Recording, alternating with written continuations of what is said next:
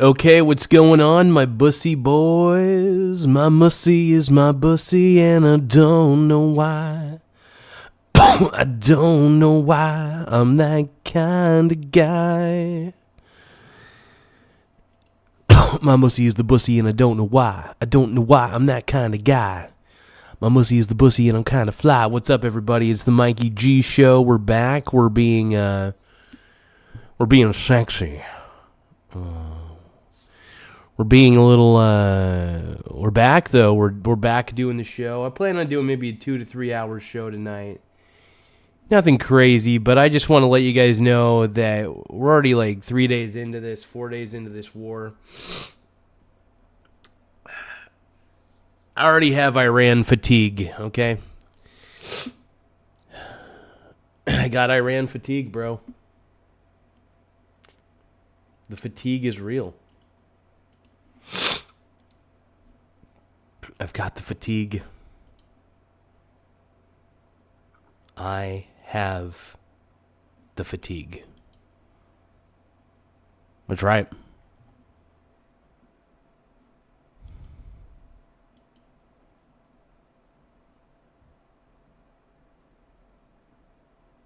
I don't know.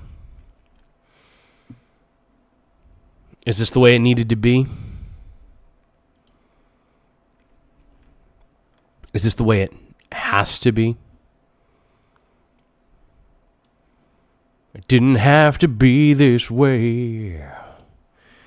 Everybody calls me gay. And I don't know why. Everybody's saying, hey, hey. I got my boy Ty Lord in the house. What's up, dude? What's going on, my brony?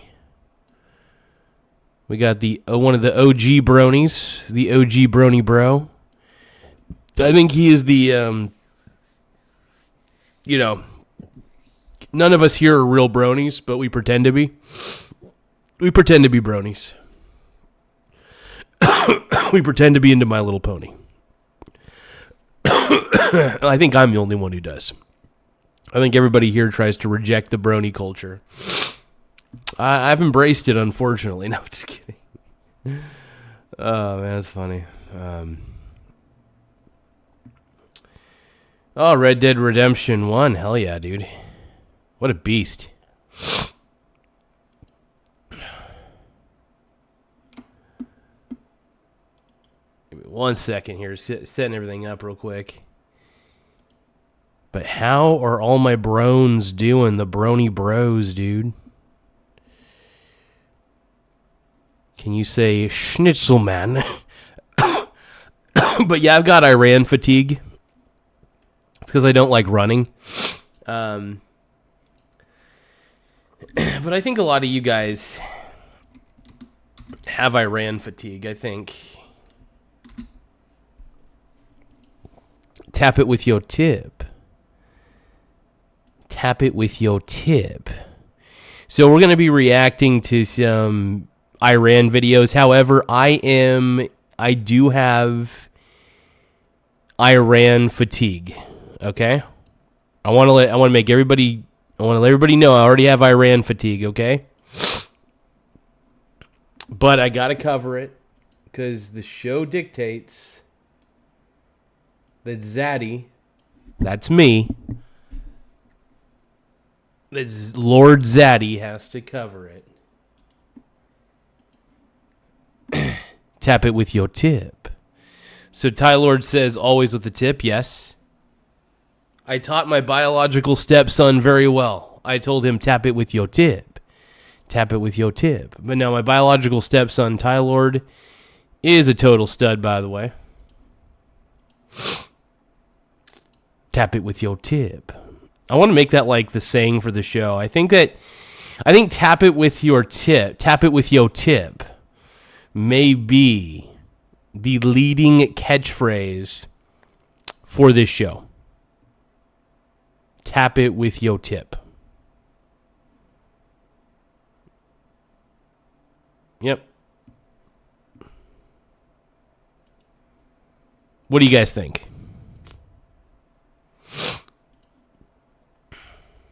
Hey, thank you for liking and subbing. Let's give a shout out to Ben Bender 67 6767. Oh God. Thank you for liking and subscribing, my Brony brother. I appreciate you. The Brones, dude, the Bronies. We're Bronies. We're all Bronies here, bro. You're a pink brony, bro. But everybody, let's give a shout out to Ben Bender 67 for subscribing. Thank you so much, my brony bro. You're a pink brony, bro. At a club.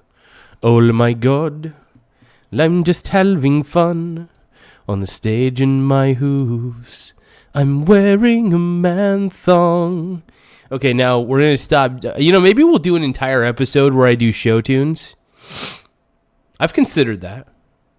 I've considered doing an entire episode dedicated to show tunes. Yeah, I'm wearing a man thong.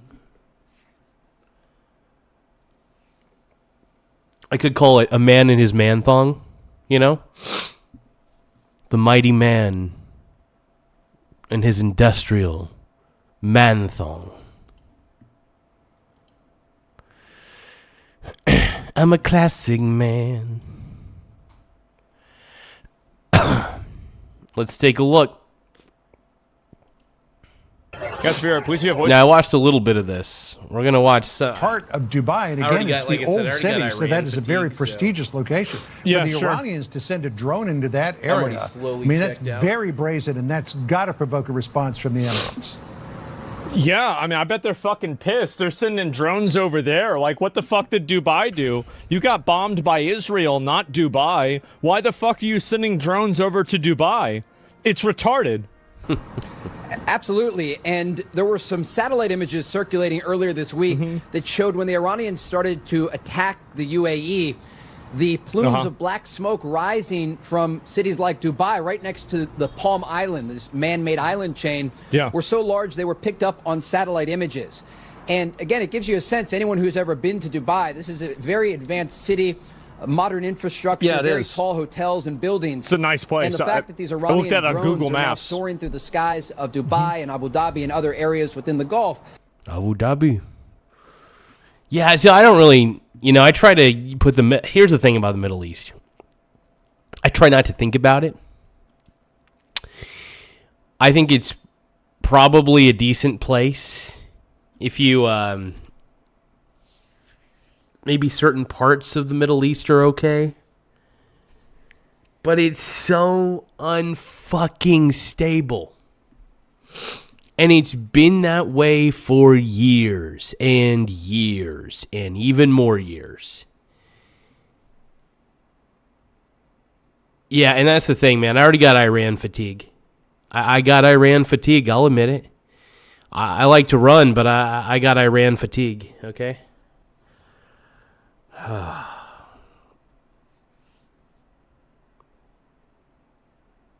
mean, who doesn't at this point, man? Like, I hope that we're in and out. Get in, get out, change whatever leadership you got to change, blah, blah, blah. I'm not necessarily rooting for it, but I'm not necessarily rooting against it either. Just be swift. Do what you got to do. No casualties. Blah, blah, blah. I don't know. I try not to think about the Middle East, though. But Feline Gaming says, my brony bro, my pink brony bro. It's just, I feel like the Middle East is, how do I put this kindly? You know what? I can't put it in any kind words, so I'm just not going to say it. I let's just say I'm not very favorable.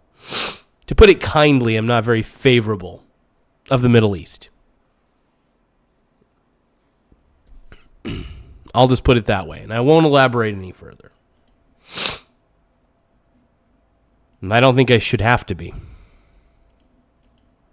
Yeah. It indicates that the Iranians are going after A, civilian infrastructure, but B... That's exactly what they're doing, and that's, I think, something that needs to be discussed more, is that the Iranians are targeting civilian infrastructure, and they are targeting civilian areas. The more I hear about Iran... I mean, first off, Iran sucks. Let's just put it that. Let's just be straightforward here. Iran sucks. It's just, you know, you want the facts. It's the facts. There are obviously going to be like collateral damage elements whenever you have a war, but the difference is that their focus is on creating collateral damage rather than going after military targets, and collateral damage happens on their own. They are literally terrorists. That's right. Big surprise. Infrastructure that's never seen war since it's been built. I mean, the Israelis are used to sheltering in place. They're used to this fire toward population centers. These Gulf cities and countries are not. Trey Yingst joining us with the breaking news out of Tel Aviv. Holy shit. And somebody's got a video of it too. Oh, is this it? The moment the IRGC drone crashed into the U.S. consulate in Dubai. Here we go. That's the lawnmower. Oh, it's going in. Shit. That's just crazy, man. It's wild. It's sad. You know, we all knew that Iran was going to retaliate in a very rapid way, right? We knew this was inevitable. Yeah, I don't know, man. I don't know, bro. You're all the best pink brony bros I've ever known. You're a pink brony bro, and you'll dance at the gay club. Oh my God, I'm just having fun on the stage in my hooves. I'm wearing a man thong.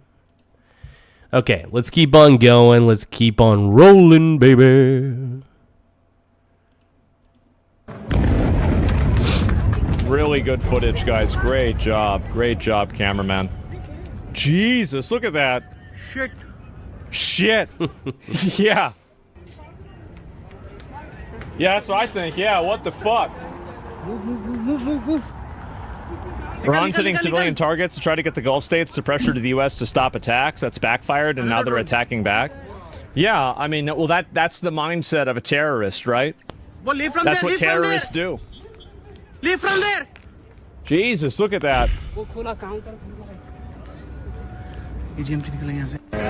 is this? Yeah, man, it's beautiful out there. Yeah, I guess so. It's a really nice place.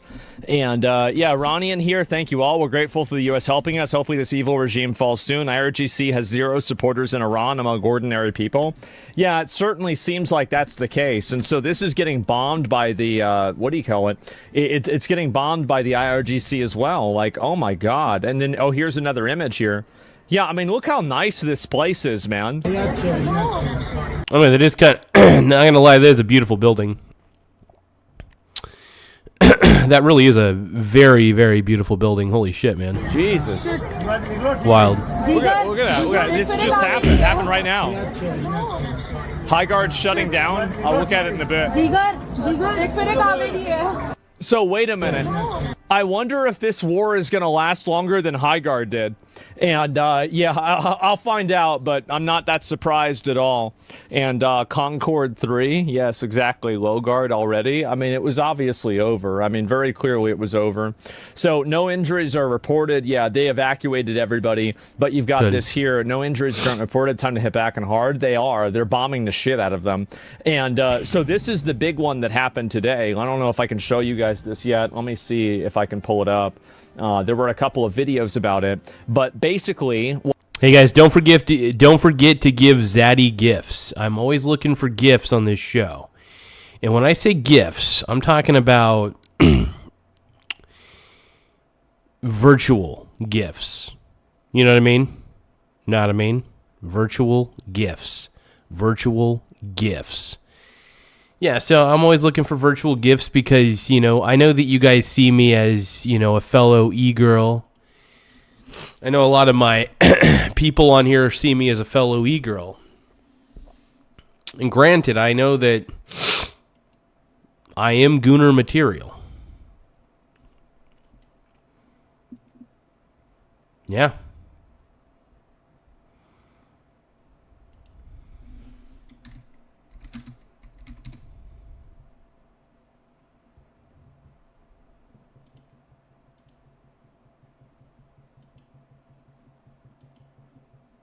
But yeah, man, that's just how I am, bro.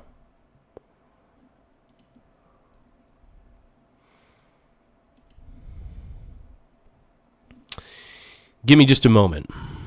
My pink brony bros. Oh, God. Okay. Make that 15. That works. That way it doesn't feel overly abundant with it. Oh, my God. Oh, my God. You're a pink brony, bro. Oh, dude, we got Aaron Russell. Dude, Aaron Russell loves me. He always calls me an incel. And, yeah. I don't mind if you call me an incel. That's fine. You call me whatever you want. Because I'm a pink brony bro. Ball Garla. Carclessa. I'm a glazer. I'm glazing. What happened? Let me go back and see. Watch later. Do I have it over here or not? And yeah, here it is. So look at my glazing meat. Sure. On this show, I glaze meat 24/7. Is there anything wrong with it? No. What's wrong with glazing meat? Come on, man. Grow up. Let daddy cook.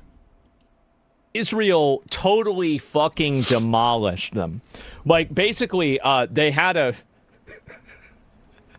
these retards thought that it would be a good idea to get together in a building and decide who the new supreme leader is going to be. Well, you know what Israel is really good at? They're really good at intelligence. And so they found out where that building was. So this is the scattered IRGC documents marked top secret across the street. So there it is. This is the aftermath of the bombing here. Oh, man. So this was the building that these Ayatollah people were meeting up in. Is that the building? Crazy. And it, look. It sucks that it even has to come down to this shit. It does. It really does.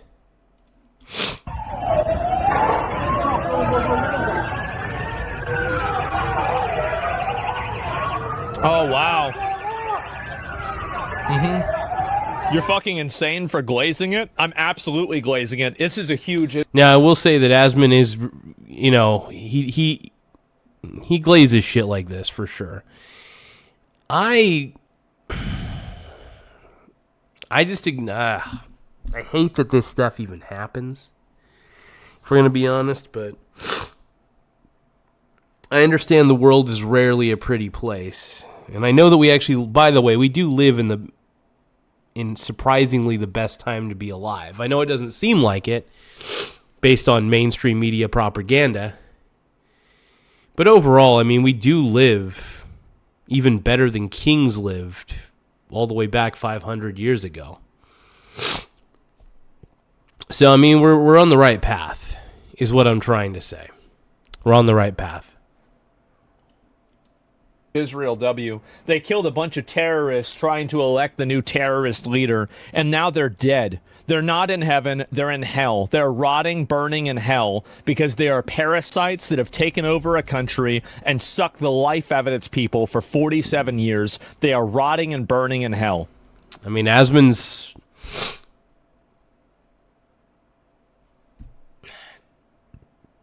not wrong. He's not necessarily wrong in that instance. I can't argue with it. Fuck them. 0 virgins. Not 72. 0. Well, it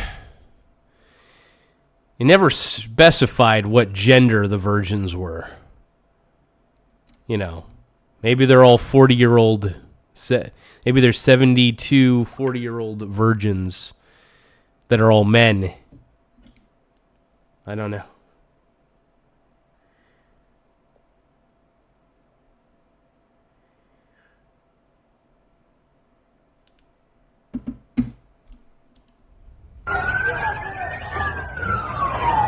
out of your mind.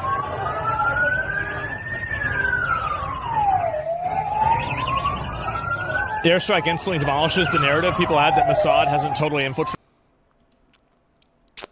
Ty Lord says, Aaron must love this channel because you never miss a stream.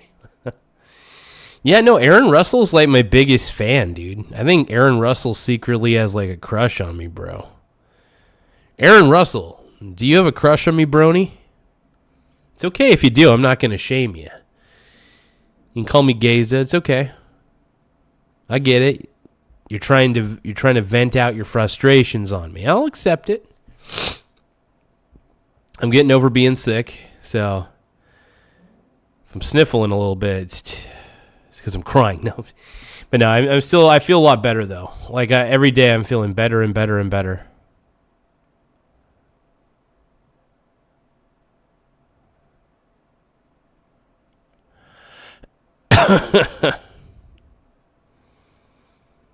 Let's keep going. Shredded the Iran and IRGC. Yeah, it's totally over. Look at that. Holy shit. Maybe some blue-haired Karens with septum piercings. Well, they're the ones that are crying about it. Guys, please be a voice Iranian as much as you can. I know there's a lot of people out there. There's a lot of creators out there that try to play the easy thing. They try to say the easy thing is that, oh, well, I just don't want a war and I don't support this and everything. I think that is in my opinion, it is the most morally lazy, ethically wrong thing to do. I find it to. I mean, Asmon's calling me out on this one. Asmon's calling me out, bro. Look, the reason I don't want war personally, though, is I guess I don't like seeing people die. At least I don't like seeing people die through violence,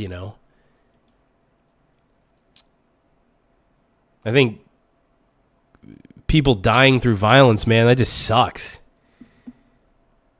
So I'm not a fan of war, personally. I'm not against the war. Look, it's happening now. We took out a dictator. We took out a dictator in Iran. Ultimately, I think it's the right move. I do. I believe it's the right move. So, you guys, I got to take a number 2. So, BRB. We gotta take a number 2 in the bathroom. I'm going to spell bathroom. So people who come in don't know what the hell's going on, think I'm an idiot. Let me see here. Oh, yeah. Here we go. Okay. Whew. I'm not taking you with me, E.T.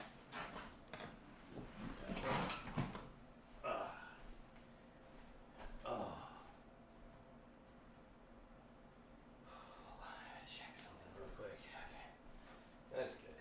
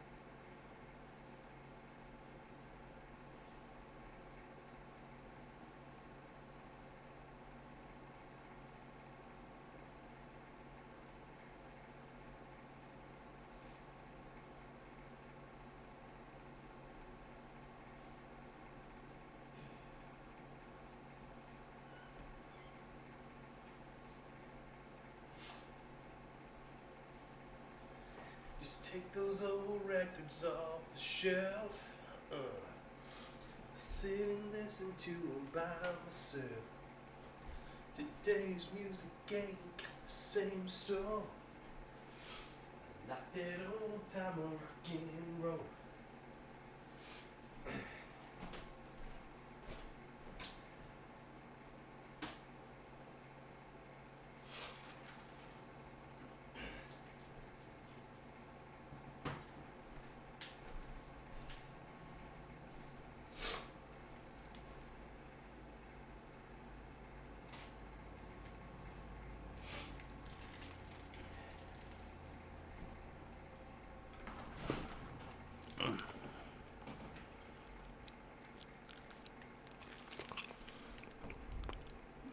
Okay. All right.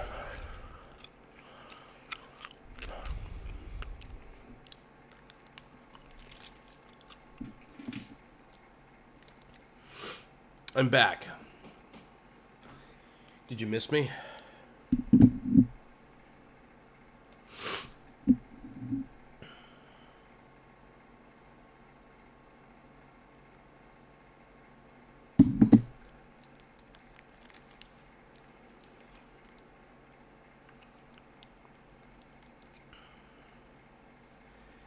All right, dude.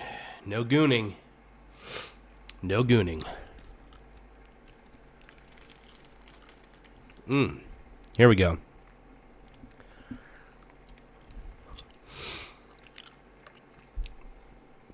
You're asking me to eat with my mouth closed? I'm not doing that. What kind of man do you think I am, bro?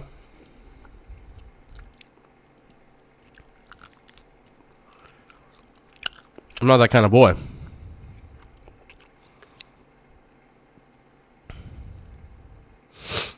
No gooning.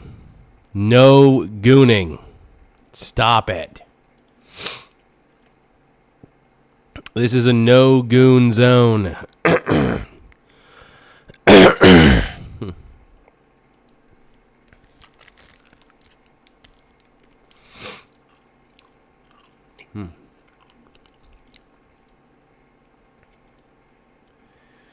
Okay, hold on. Gotta fix something.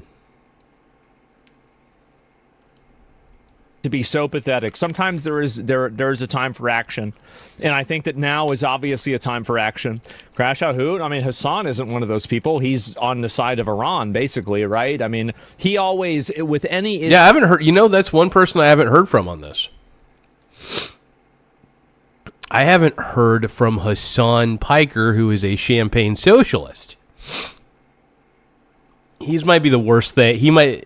Hassan Piker is the worst live streamer of all time. Hassan will always find himself on the side of Islamic terrorists. And you can take this to the bank. The next time that something like this happens, he will always find him. Guys, please be a voice Iranian as much as you can. I know there's a lot of people out there, there's a lot of creators out there, terrorists. So anyway, this is what happened. This is the big of Islamic terrorists every single time. True. Why is that? I don't fucking know. But at the end of the day, I think it's because Hassan actually thinks he's, you know what I mean? He thinks he's a freedom fighter. He thinks that it sucks because the irony is he's benefited more from capitalism. And more people have benefited from capitalism more than socialism and communism. Socialism and communism only create poverty. That's what they're made for. Socialism and communism were designed to create poverty. Capitalism was meant to create wealth, and wealth is not money. That's a misconception. The creation of wealth is products, services, new technologies, things that enhance the quality of life. Socialism and communism only destroy quality of life. They don't improve it. Which is why I hate it when college students try to lecture me on how great communism and socialism are. When they're nasty, nasty concepts that have been tried multiple times and have failed multiple times. So, That's the way his brain works. So, again, you can just wait and you'll see that every single time, every single event, every single outcome. It's going to be supporting Islamic terrorists. So, anyway, this is what happened. This is the big... they actually blew up the airport, too. They did.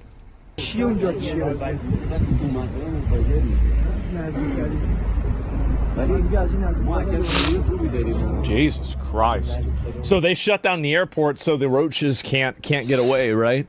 And I think this is a very good decision. And, this is it. Has been elected as the new supreme leader of Iran. Oh, shit.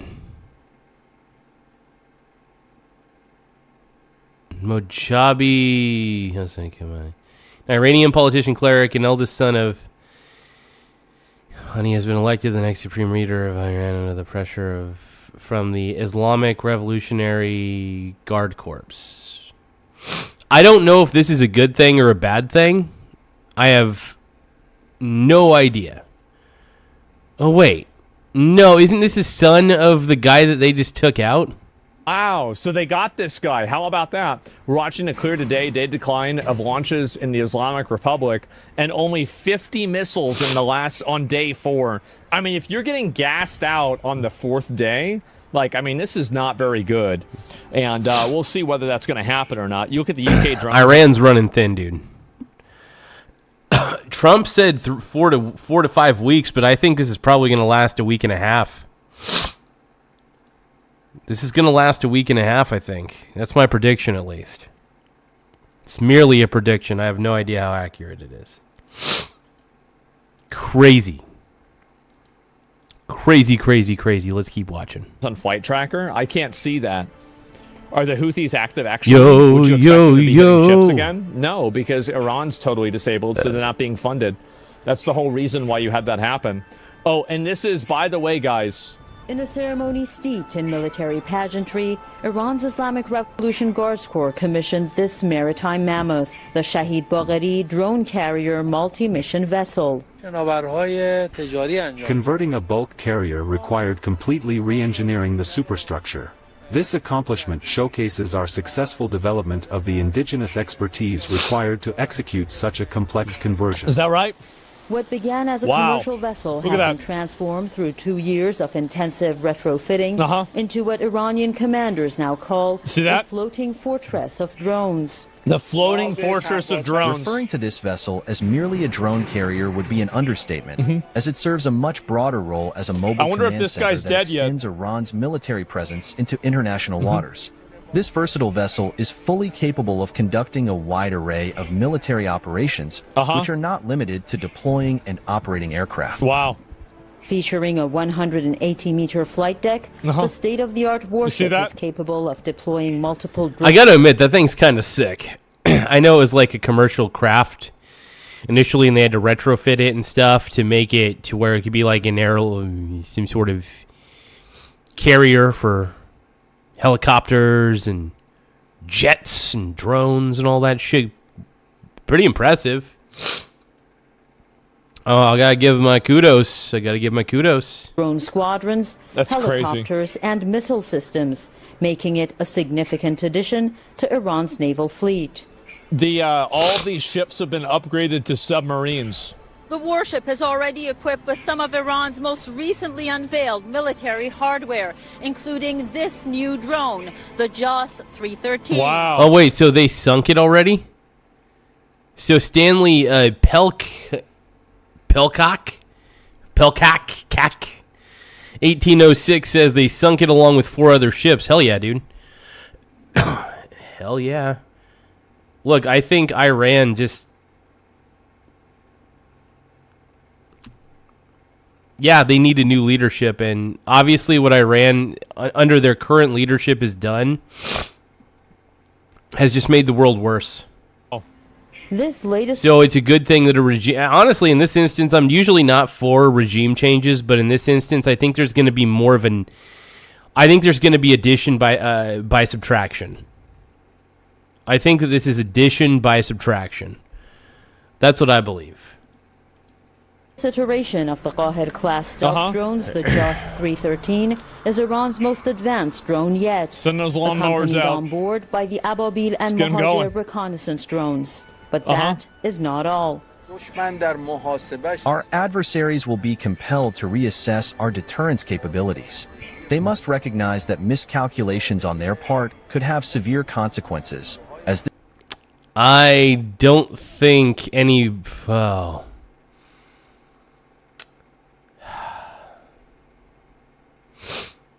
Arrogance in this instance. And here's the thing.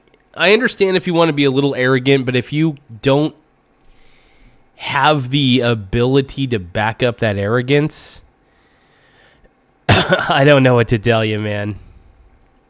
This vessel is just a small part of our overall military strength. The timing is no coincidence. Coming on the anniversary of the 1979 Islamic Revolution, this commissioning sends a clear message of military self-sufficiency.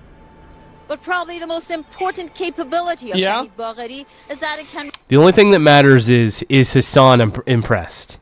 Is Hassan Piker impressed? That's all that matters.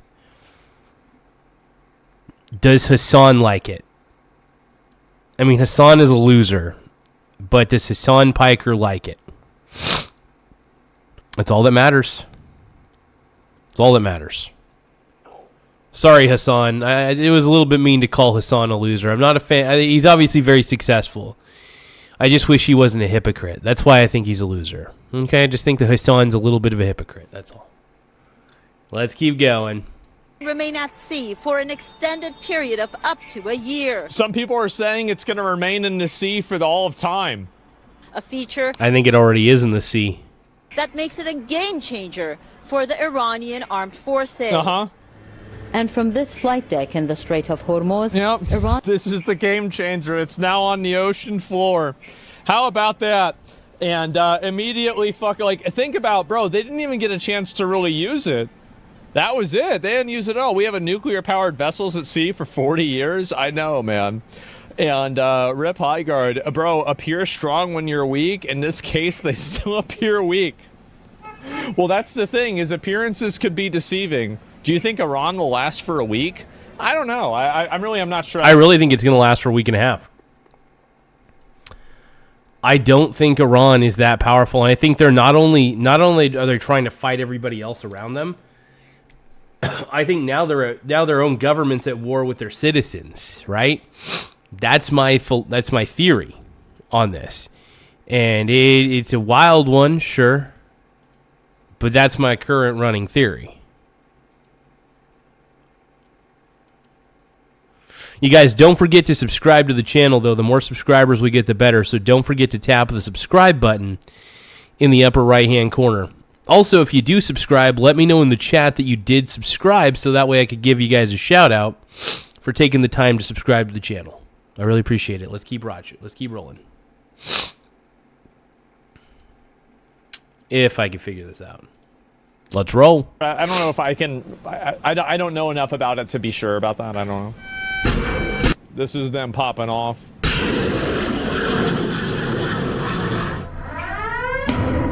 Jesus. What, are those like all missile things?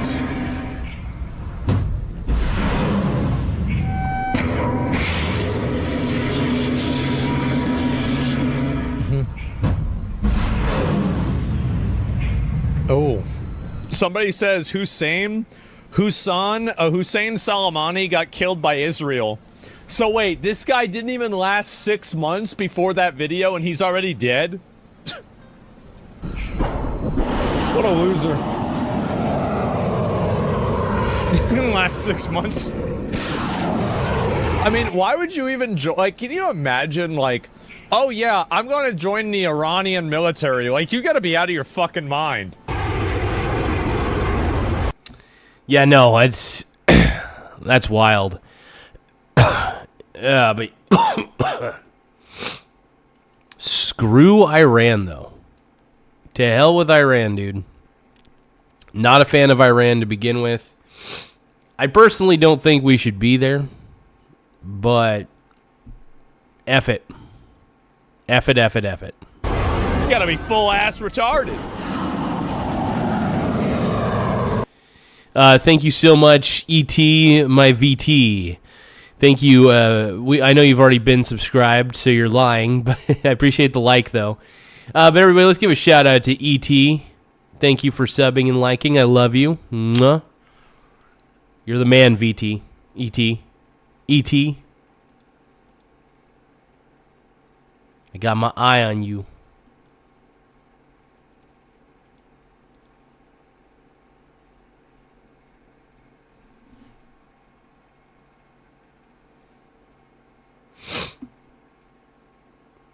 Tap it with your tip. Tap it with your tip.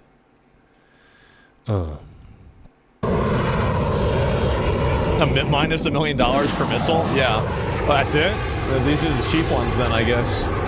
So, report IRGC forces, and here you go, right? They are roaching out already. Now, a lot of this is always a little bit uncertain, but you see right here, I looked this up, and I don't see any, there was at least nothing that I saw that was a certainty that it was not true. IRGC forces are reportedly fleeing towards Afghanistan. In a video, a man says, until yesterday, these people were wearing IRGC uniforms. Now they've shaved their beards and are wearing masks so no one can recognize them. Crazy, man. Fucking crazy. Welcome to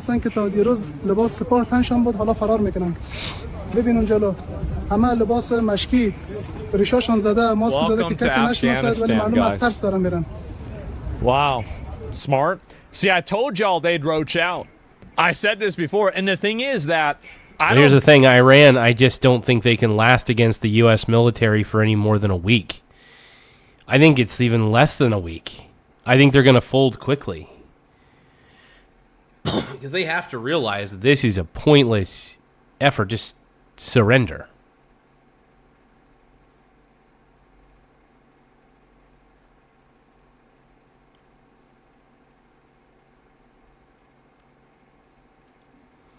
Blame them. I mean, if I was in the IRGC, I'd be getting the fuck out of there too. Absolutely. Like, yeah, 100%. So 2 weeks they'll be. Yeah. You might not believe it, but in 2 weeks, this guy's going to actually be running for the for mayor of Birmingham, and he's probably going to win. And they'll have immediately granted him asylum. You know, the guy's already got military experience. He's got. Oh, Asmon's the man, dude. The Ayatollah became the Tristan Allen. What's going on, my brony bro? My pink brony bro. We got Tristan Allen in the house. I'm excited, bro. I'm excited. Make sure you guys tap that like button, though. Don't forget to tap it with your tip. Tap it with your tip. Don't forget to tap it with your tip. Tap it with your tip. All right, let's keep going, man. Let's keep going. Government experience, so it just makes sense. Yeah, they should be sending them over to Britain. I think Britain needs more of these people, right? Do you think this is a good idea, though? What is this? I wouldn't want former IRGC members in America. I think that Afghanistan could do kind of a bro move, right? I mean, to make up for that whole thing with, like, 9/11 and all that. They could just, tag every single one of these guys, and then as soon as the war's over, just, give Israel all the names, give America all the names, or just give the Iranians all the names, and be like, yep, they live right here, go get them. Yep, that's it. And it's kind of true. Yeah, they could do a fuck no. The UK actually has nukes. I know. People are saying the UK is going to be the first Islamic state to have nuclear power. It probably will happen. And it does appear Iran's launch capacity is decreasing. It is. And then these are also doctors in Iran, too. From inside of Tehran, we thank you, President Tehran. You asked us yesterday what was our... I love how...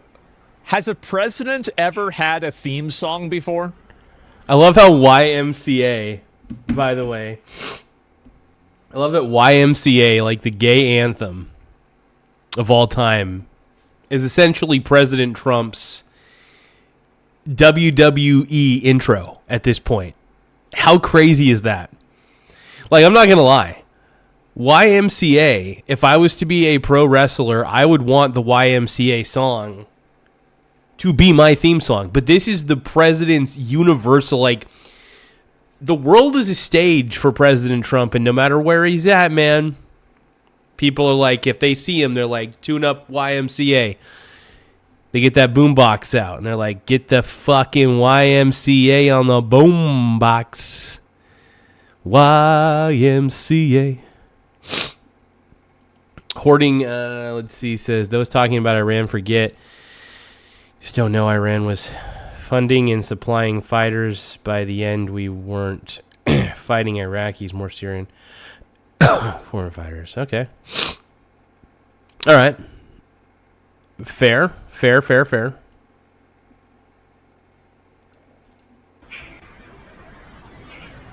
Is that Pakistan? Oh, I forgot about Pakistan. I don't know if I want to talk about Epstein anymore. I'm so done with Epstein. Right. Jesus, yes. I always forget about Pakistan. Yeah, this is the first one. Why did you say you did? Is this a new thing now, though? Like, does every president now need a theme song? We're gonna pay with our life. We are gambling here our life. Like the next president. I feel like they kind of need one, right? We're gonna take our country back.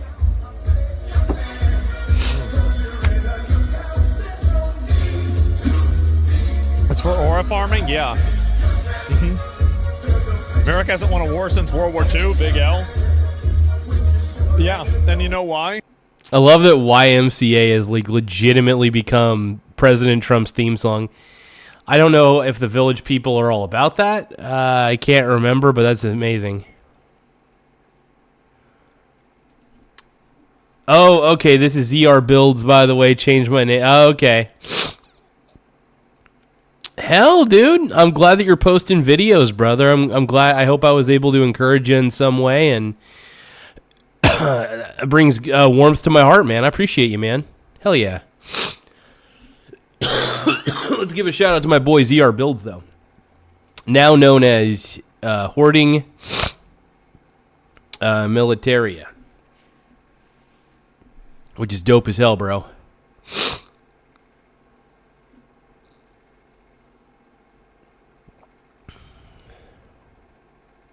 Kristen Allen said this is a classic example of a bully being put on their ass when they thought nobody was going to do anything.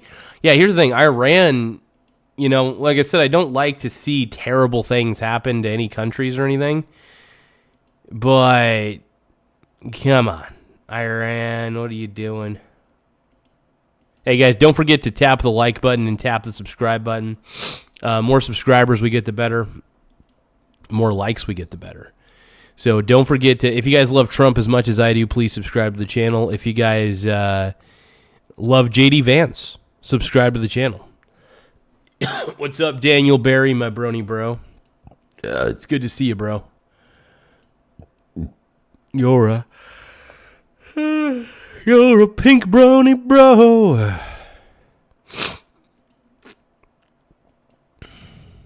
It's because it was working as intended. They weren't trying to win a war. They were trying to have a war. And they won the war of having a war really well. 20 years of a war. That's a long fucking war. Man. True, yeah, Vietnam War. I mean, again, like, we're trying to help them get rid of these. Oh, here we go.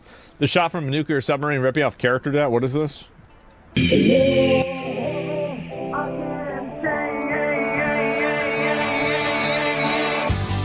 Man. Do you remember whenever they had all that AI footage of, like, them blowing up our aircraft carriers? Remember that? Man. Didn't go too well, huh?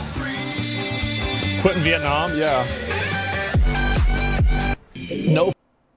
But, yeah, they've got the actual... Did you see Myron's crash out on the war? No, I didn't see that at all. I think that there's been a tremendous amount of people who are unironically anti-Semitic who don't they side on Iran. They side with Iran because they hate Jews. Like, I don't think this is the majority, and I'm not saying that's Myron either. I like Myron, but, like, I do think that there's a large contingency of those people. And I think that, like, it's the other side as well, right? Some people just hate Muslims, and so they're siding with Israel, like, unquestioningly. I mean, you have like biased decision making that's coming. Yeah, I look, I'm not a big fan of Israel either. Just as a heads up, Israel and Iran are both countries I'm not very fond of, admittedly. However, Israel is an ally of the U.S., so at the end of the day, F it, man. F it. And hey, you know what? If the U.S. ends up creating more peace in the Middle East somehow with all this, maybe Iran was the focal point. Maybe Iran needed to be... The government needed restructuring. Sounded like it. Still not the biggest fan of this, but maybe this is progress. From both directions. Oh, this is the meeting that he had. They're just evil. It's not the politics, it's their whole philosophy, it's their whole, where they come from. It's terrible. Where they killed 35,000, I thought it was 32, now it turns out it's much more than 35,000 people. Jesus. And in some cases using machine guns with people that have no weapon. They have no weapon, and they're being machine gunned, they're being sniped from buildings. They're hitting the people with snipers right through the eyes. It's just a very... That's flipping wild, dude. That is flipping wild. Evil ideology. It is. And he's right. He's completely right. Nobody's really seen anything like it. What's crazy is that everybody thought that Trump was going to get into the White House and put a bunch of fucking lavish gold shit everywhere. And he got into the White House and everything's fucking gold. Like, he actually just did. Hell yeah. I mean, that's fucking tight. Everything's gold, dude. Everything is fucking gold, and it's kind of tight. It's actually really tight, actually. Iran only has small boats left after the military sunk all 11 military ships off the Gulf of Oman. Oh, here we go. Take a look at this new video shared by U.S. CENTCOM. You can see the U.S. is destroying Iran's ballistic missiles so far, hitting 1,250 targets. And President Trump says the most punishing blows have yet to come. And more help is coming too, Sean. The U.S. is deploying more troops to the Middle East and more air assets, as the number of killed U.S. troops now stands at 6. Shit, man. That's... U.S. Central Command shared this video as well of an Iranian... Damn. So the U.S. has sunk 11 Iranian Navy ships? That's crazy. Absolutely obliterated. The U.S. has sunk 11 Iranian ships. That Defense is wild. officials tell Fox Iran only has... Wait a minute. Is that the boat? That might have been the boat. That was the boat that we were watching that little mini documentary on that Asman was reacting to. Holy shit.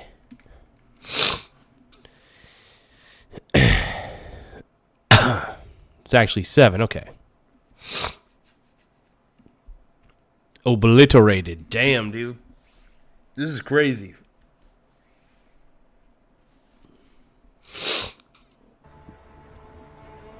Is that the boat we just saw the video of? Small boats left, but still could mine the Strait of Hormuz. Iran says it's closed. The U.S. says it isn't. Meanwhile, 3 American fighter jets got shot down accidentally by Kuwaiti air defense today. All 6 American pilots are okay. The incident is under investigation.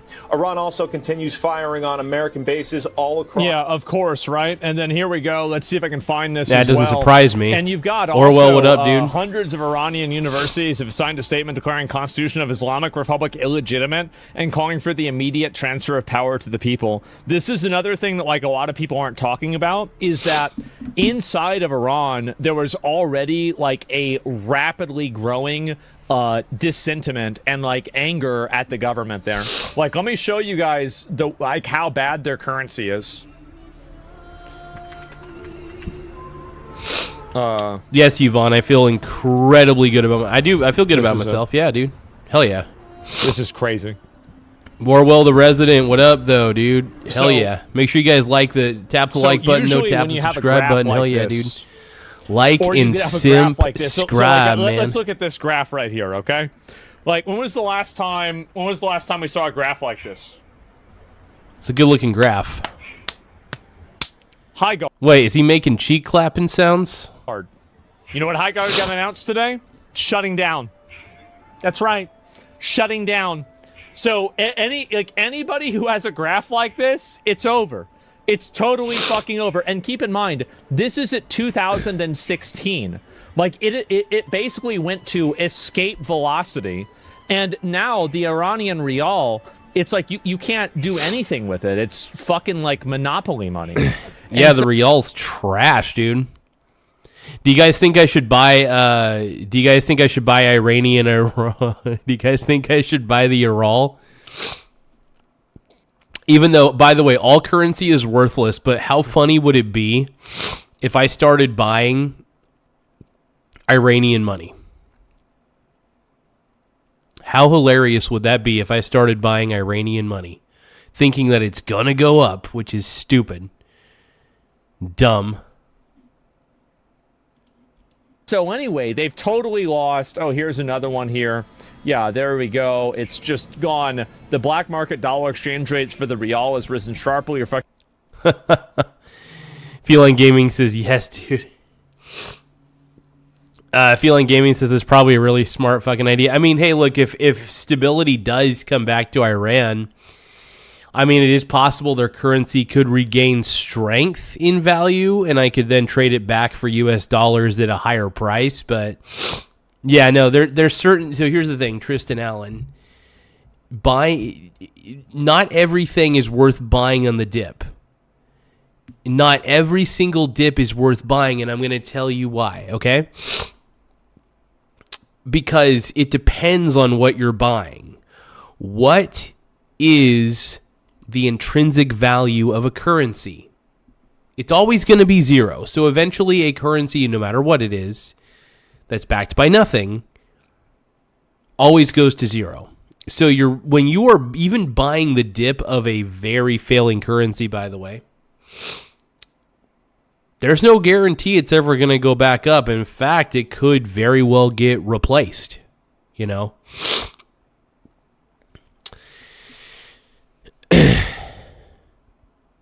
But yeah, thank you, Feline Game, and I appreciate you, bro. Appreciate you. Yeah, Corky Dog is such a chud, dude.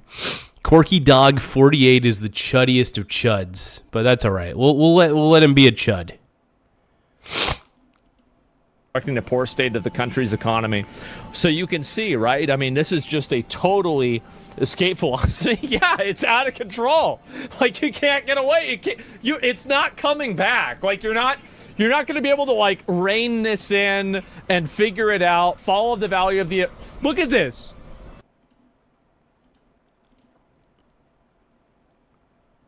Tristan Allen says, lol, I'm trolling you, bro. Oh, dude, I thought you were serious, dude. Tristan Allen, I thought you were serious for a second, brony. You're making me nervous, though. I thought you were serious. I was like, no! There's just some things that I think will never recover, and I think all currencies that are already going down in value are just going to go stay there. They could rebound, but I doubt it. We got my boy, Mr. Nobody, says Chuds Unite. We got all the chuds. We're all chuds. This is wow. And keep in mind, this stops at 2025. Buy now? Yeah, look at this. This is awful. And so anyway, let me go back. Let me just do a conversion, okay? So for $1, for $1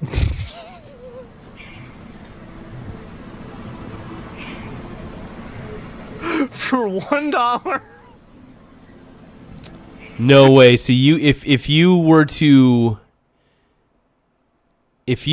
to buy,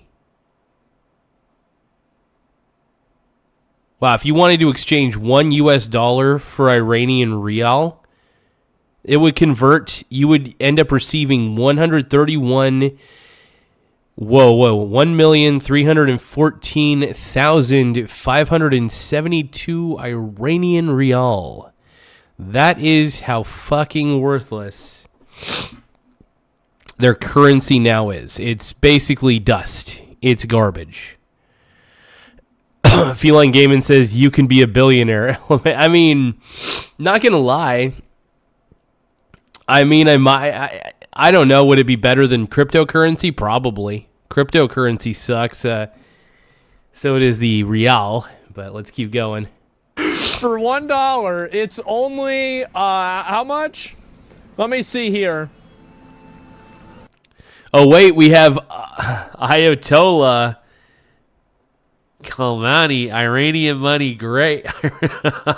Ayatollah, no. How the hell did the Ayatollah enter my chat? Get out of here. Go, Ayatollah, get out of here, bro. Get the fuck out of here. Come on, man. What are you doing in my chat, man?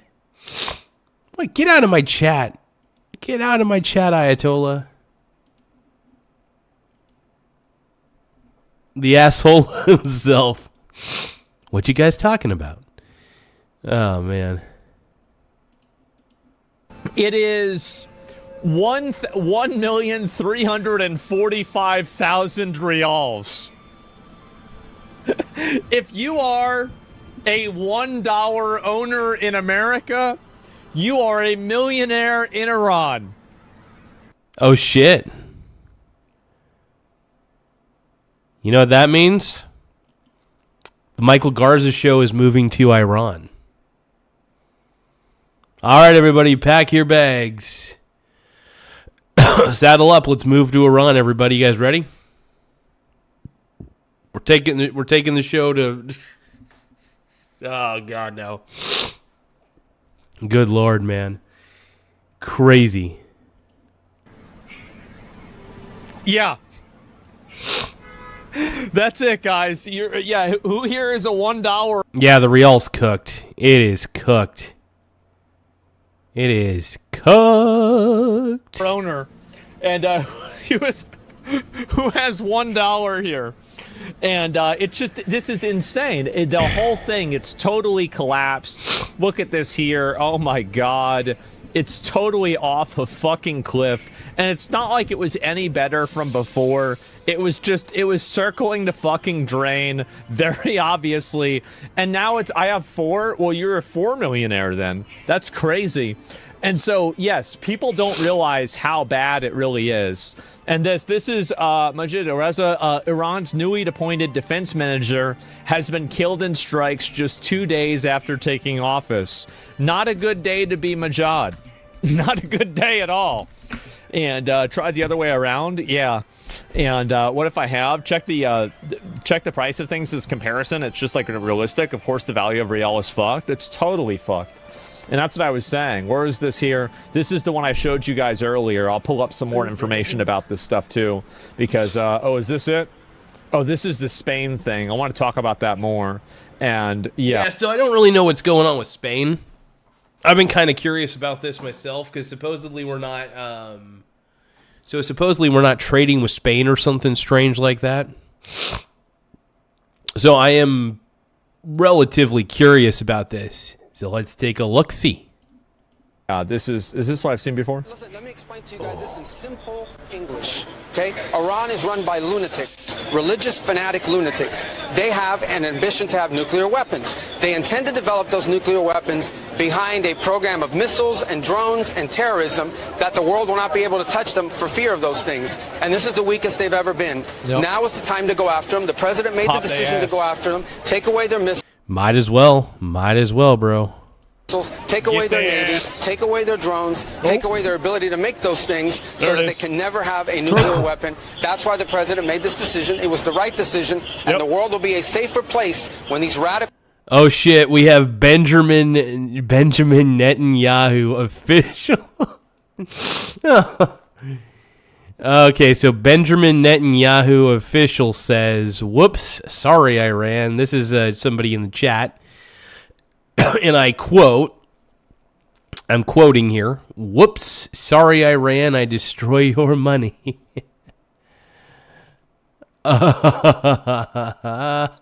Feline Gaming says, LMAO, we got BB and the asshole both in the chat. Oh my god. Yeah, this is amazing. Amazing. Freaking amazing. Let's go, dude. I'm ready. Clerics no longer have access to these weapons. You see how gotta shut them down. they're using them now.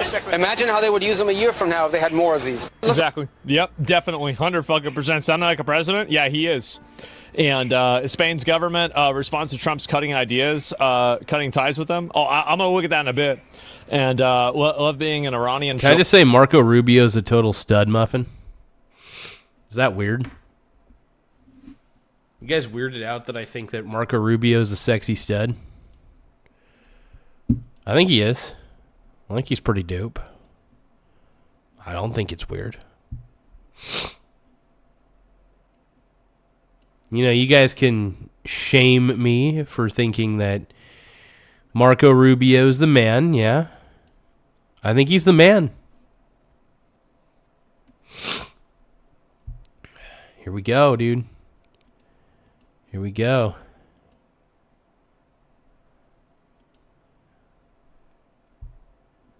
Yeah, I'd vote for him too. Hell yeah. But I prefer J.D. Vance. I want J.D. Vance and Marco Rubio. So Vance as the president, Marco Rubio for vice president. That's what I really want. I like Marco Rubio, but I think Vance needs to be president. I think Marco Rubio is one of those guys that I think he can get things done uninterrupted. He's a go-getter. No, Rubio's a go-getter. I like him.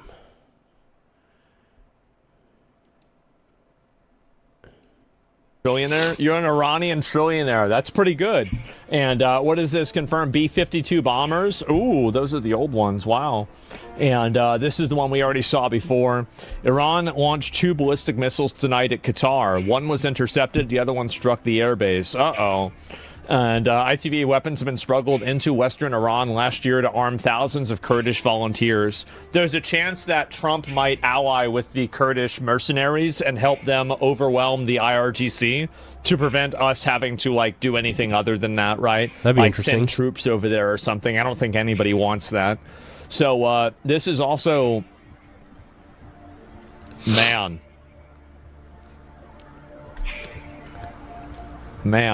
He really, it just really, it hasn't been going well for him, right? I mean, it really, it's not good. Putin's making all these deals, all this headway.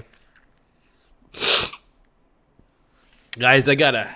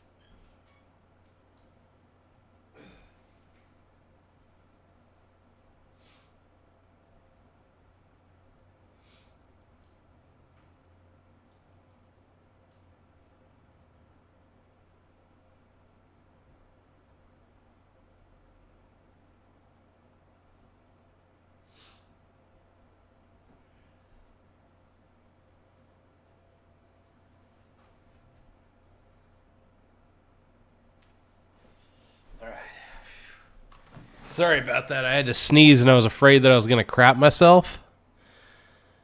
Whew. I thought I was going to poop myself. I really did. So I had to hold back the sneeze and then check my underwear when I sat on the toilet. I'm good. Give me one moment.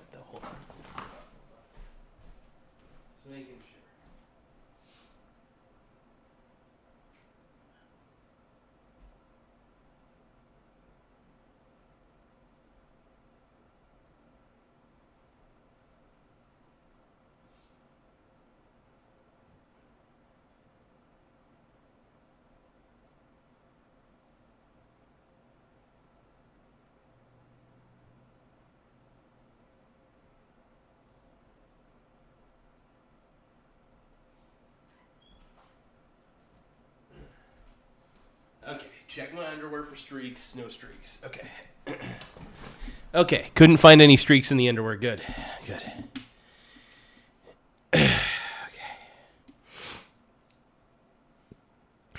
Let's see. Give me one moment, though. I'm checking Steam. Actually, I wonder if I could download Final Fantasy IX on the Microsoft Store.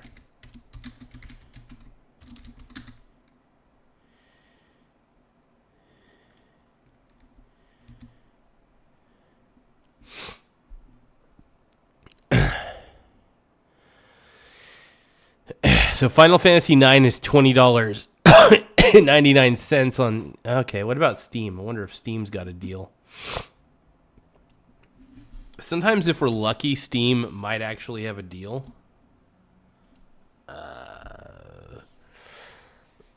What the hell it's saying? No. Hold on, Let me connect here. Final Fantasy. Okay, I wanted to play Final Fantasy IX. It's still $20. I'm gonna wait for it to go on sale in the springtime. Probably will. They're all gone. Yeah, really bad track record. And wow. And Putin's a CIA asset, I guess, right? Well, when will Trump bomb Putin? That's not going to happen.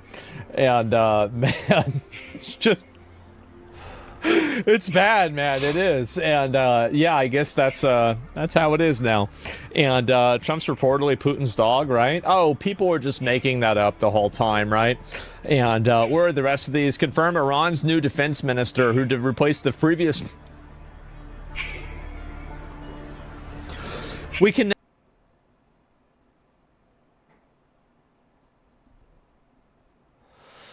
Wow, so...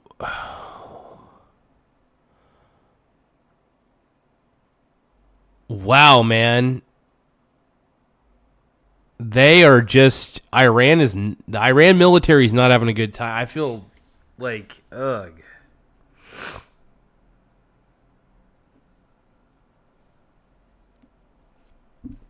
Let's keep going. Now confirmed that Iran's new defense minister, who replaced the previous defense minister, who had replaced the defense minister before him, has been eliminated. Oh, man. Wow. Russia has the bigger nukes? Yeah, I guess so. Trump should help the Spain regime change. Maybe you're right. And from another perspective, Putin can't ally with Western people, so those are his only options. Yeah, I don't know. That's the hat trick? Yeah, guys, this time, they're going to have it for sure this time, okay? And where is this? Yeah, Bill, Dana, good morning. I do want to just start with some breaking news here before I show you the scene of one of these cluster munition impacts just outside of Tel Aviv. But I'm told by a senior... So we got, let's see, Nidal Hassan? Oh my God, is this Hassan? Hello, Hassan. I don't know if this is Hassan Piker, but hello. You're my favorite champagne socialist. Feline gaming, though, I didn't poop. I did have to sneeze, but I didn't poop my pants, thank goodness. I ran to the bathroom immediately because I thought that might have been the case. Might have been.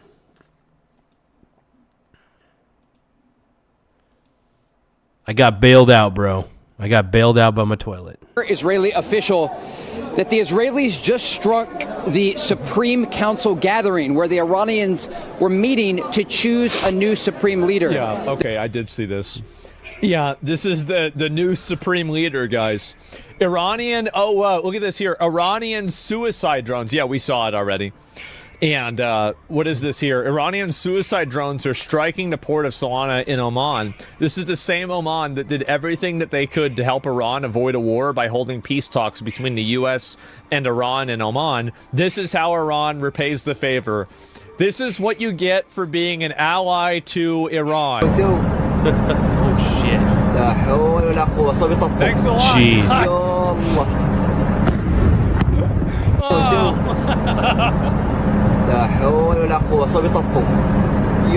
You gotta be kidding me, bro.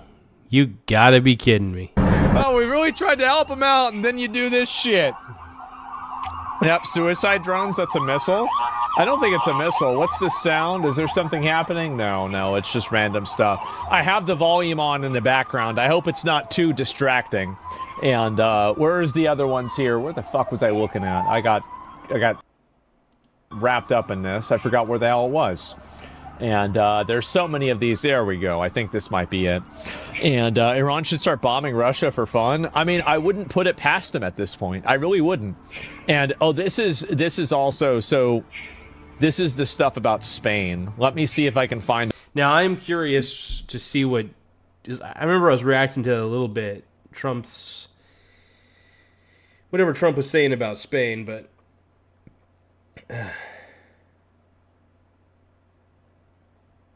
Give me a second.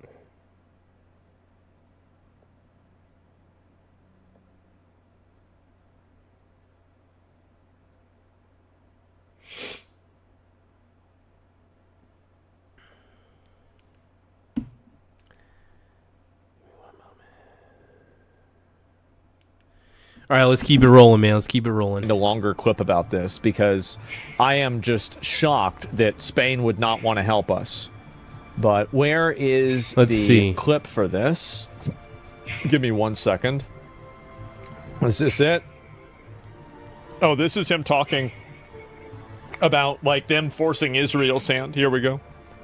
Did Israel force your hand to launch these strikes against Iran? Did Netanyahu pull the United States? Did Israel force your hand to launch these strikes against Iran? Did Netanyahu pull the United States into this war? No, I might have forced their hand. You see, we were having negotiations with these lunatics, and it was my opinion that they were going to attack first. They were going to attack. If we didn't do it, they were going to attack first. I felt strongly about that. And we have great negotiators, great people that do this very successfully and have done it all their lives very successful. And based on the way the negotiation was going, I think they were going to attack first. And I didn't want that to happen. Don't let them do it. So if anything, I might have forced Israel's hand. But Israel was ready, and we were ready, and we've had a... So there it is. That whole narrative that they invented yesterday was bullshit. Now, you could say that, they're actually...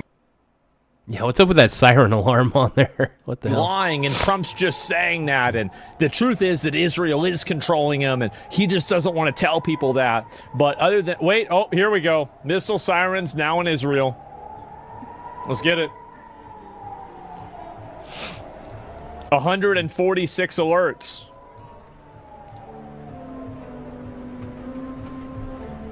You watch the full thing? It's only 29 minutes. Yeah, I will. I'll watch it probably later on. 5 more missiles.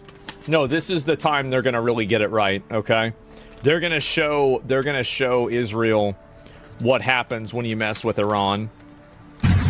So, is this a Russian tanker? Holy shit. Wow, okay. Well, we'll see what happens. This dumbass can only escalate harder. Instead of choosing a moderate reformist and begging the U.S. to end the war, the IRGC picked out an even crazier and more retarded supreme leader than the last one. That's hard to do. That is. That's really hard to do. Massive crowds erupt in Iran asking for revenge. This is crazy, man. This is wild. Best friend Seki says, "Is this live? It's as live as you want it to be." No, it's alive. We're live. We're reacting to my boy Asman. I love Asman. He's amazing. Very sexy. Very good. Let's see what's happening. Revenge on the USA? Really? Wow. Let's see when these crowds happen. Let's go ahead and find out. And is this true? Is it accurate or not? This is 2028. I don't know if this is February 2028. Oh, no, it's February 28th. Is this accurate or not? It says it's something else. The core claim checks out. So the images are unsure, right? I'm not sure if this is it or not. 2028. I just read the wrong number. And it's fake. No internet in Iran. I have no idea whether that's it or not. You seen the newest tweet? Tyler's Patreon got shut down after the Jews website? Yeah, I saw that too. We know, we fucking around. I mean, I have no idea. Iran conflict update, what happened in the last few hours. No signs of slowing down. It's getting worse. Oh boy. He's not ruling out ground troops. There's no reason you should rule anything out. And Trump confirmed the U.S. struck Iran's new leadership today. Pretty substantial. Says Iran is beaten militarily. No Navy, no Air Force, no radar. Israel bombed the assembly of experts. While they were meeting to elect the next supreme leader, Mossad posted the message in Farsi beforehand. It doesn't matter who is chosen. His fate has been decreed. Whoa. Oh, man. Okay, well, I guess that's what happens, right? Yeah, the assembly of bozos. IDF gave all the remaining Iranian regime representatives in Lebanon a 24-hour ultimatum: leave or be targeted. Holy shit. Damn. Lebanon's government just banned Hezbollah's military operations. Holy fuck. Wow. Ordered the group to surrender all weapons to the Lebanese air forces. Wait, wow. Wait, yeah, I didn't know this at all. So they don't want to get bombed by Israel. No, this looks like from a while ago. Yeah, this isn't new at all. Like, I don't think this is what just happened in the last few hours. Yeah, where is this? I'm looking for latest, maybe. Like, what does latest say? I don't see it anywhere. If this is true, yeah, where is this? Nobody's saying this. This sounds like bullshit. But maybe it isn't. I mean, I guess it's all very new, so who knows? Kuwait internet's going down? Really? Wow. I wonder why. And U.S. consulate in Dubai has hit. Gas prices just posted their largest single-day spike since 2005. That's it. And Trump ordered the development of finance to provide insurance for tankers. Yeah, so oil doesn't go up too much, right? Iraq is shutting up Rumelia, one of the biggest oil fields in the world. Yeah, it's pretty obvious. I would expect that. Let's see here. Israeli Air Force, 1,600 missions flown, 4,000 bombs dropped. That's a lot of fucking... Whoa. Israel Air Force confirmed. Wow, dude.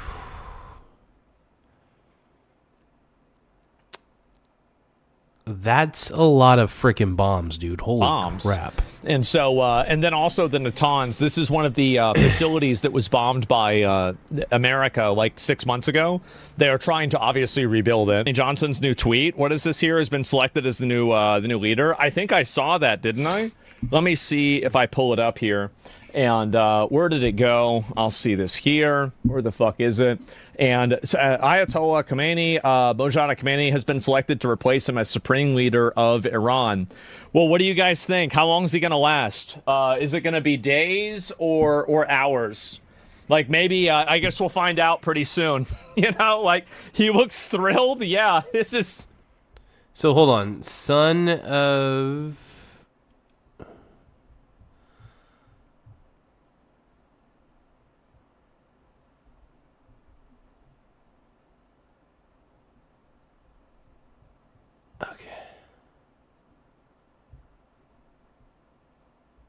Hold on.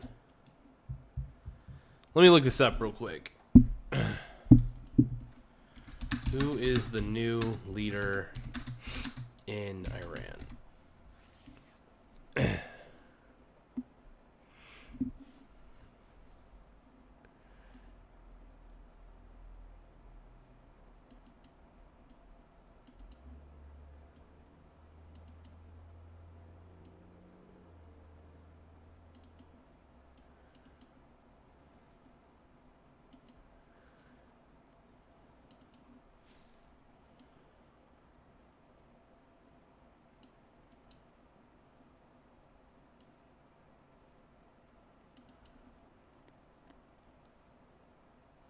So he's okay. This is the son of him. Oh my god! Wow, that's insane. Oh, like he looks That better be temporary. thrilled. Yeah, this is not the face of a guy who's excited to take on a new role like this. I mean, I'll be honest, I wouldn't be if I was him either. I'd be like, oh, fuck, no, guys, come on. Can't you pick somebody different? Like, what is this, 48 business hours at most? I guess we're going to find out, right? It's probably not going to look very good for him, I'll tell you that. And, oh, there's this here, too. And what is this? Oh, this is the Dubai embassy. I don't know if I saw this part. The last update I had with seconds before getting before these cameras was that a drone unfortunately struck a parking lot adjacent to the Chancellery building and set off a fire in that place. All personnel are accounted for. As you're aware, we began drawing down personnel from our diplomatic facilities in advance of this. In the cases, for example, of Beirut. Kameli's son was turned... Oh, damn. I mean, this is crazy, man. I don't even know what to say. Hey, if you guys love Donald Trump as much as I do, please tap the subscribe button. If you guys love JD Vance as much as I do, please tap the subscribe button. We're trying to get to 10,000 subs, but look, we're tired of the woke agenda. We're absolutely tired of it. I have woke fatigue. I've got Iran fatigue. And the fact that the left has been defending Iran's leadership is disgusting. And, yeah. So make sure you guys subscribe to the channel and tap the like button, too. Tim Smith says, jamming on hummus in mint tea and watching some Iran war footage. Iran is about to be flatter than a pita bread and shit, yeah. Yeah, this is... All I know is I hope this war ends quickly. That's all. Quick end to this war. That's all. Pretty simple. But we'll see. We basically drew down to a bare bones, as well as in Baghdad and in Erbil and in a couple other posts as well. So we've been very fortunate, obviously, but our embassies and our diplomatic facilities are under direct attack from a terroristic regime. With an update, I will obviously refer you to the Department of War. Suffice it to say that our objectives remain as they've been identified from the beginning and by the president. Yeah, just about getting rid of their missiles and military. I think that makes sense. Someone's mad again. Is somebody upset? What is this here? This is, oh, here we go. Hassan retweeting me. What a surprise. What is this? Asmongold suggests mass killings in Iran. What is this clip about it? Draft Asmongold to fight Israel's war. Finally, we have a Secretary of War that has Crusader tattoos. He says, fuck around and find out. And they're bombing people. Yes. And yeah, it's going to happen, guys. Sorry to say. Until they're all gone? Absolutely. I think that a lot of people...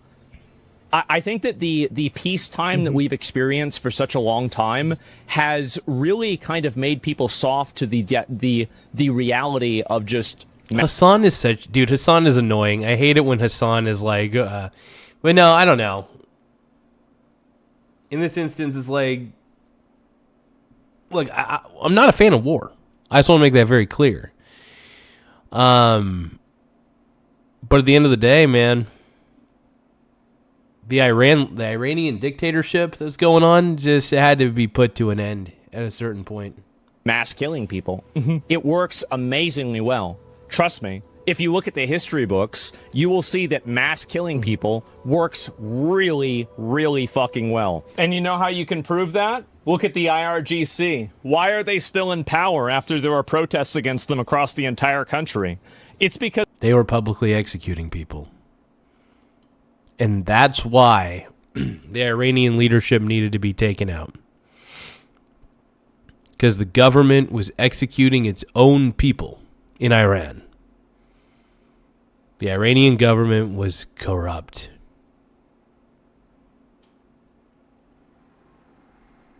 Ryan says Iran is only 47 years old. Long live Persia. Absolutely. Tim Smith says I lied. I'm drinking rum and mango juice. I bought some rum because it came with a Captain Morgan's fanny pack. It's good to see you on here, Tim. Tim Smith, everybody, the GOAT, the greatest. It's a good one, though. It's a good comment. I like that.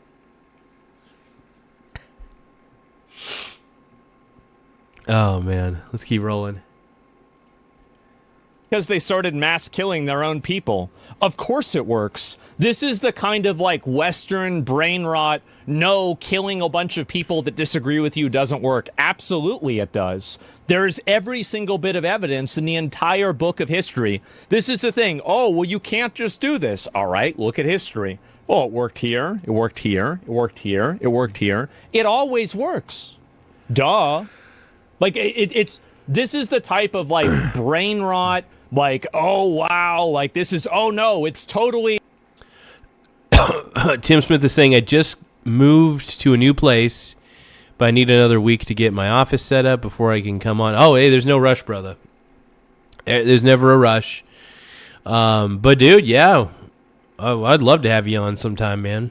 You know, honestly, having Tim Smith on, having you on, man, makes the show better. And I missed my Tim Smith, bro. I need my Tim Smith. But yeah, no. First off, it's funny because I avoid using StreamYard, and the reason I avoid using StreamYard until I have to. So, for example, like Tim, if you and I, sorry, like Tim, if you and I go live together. That's when I like to use StreamYard. I only use StreamYard specifically for, like, interviews and shit. And usually when I'm interviewing you, man, it's my main go-to StreamYard every single time, dude. I love using StreamYard, man. It is a savior.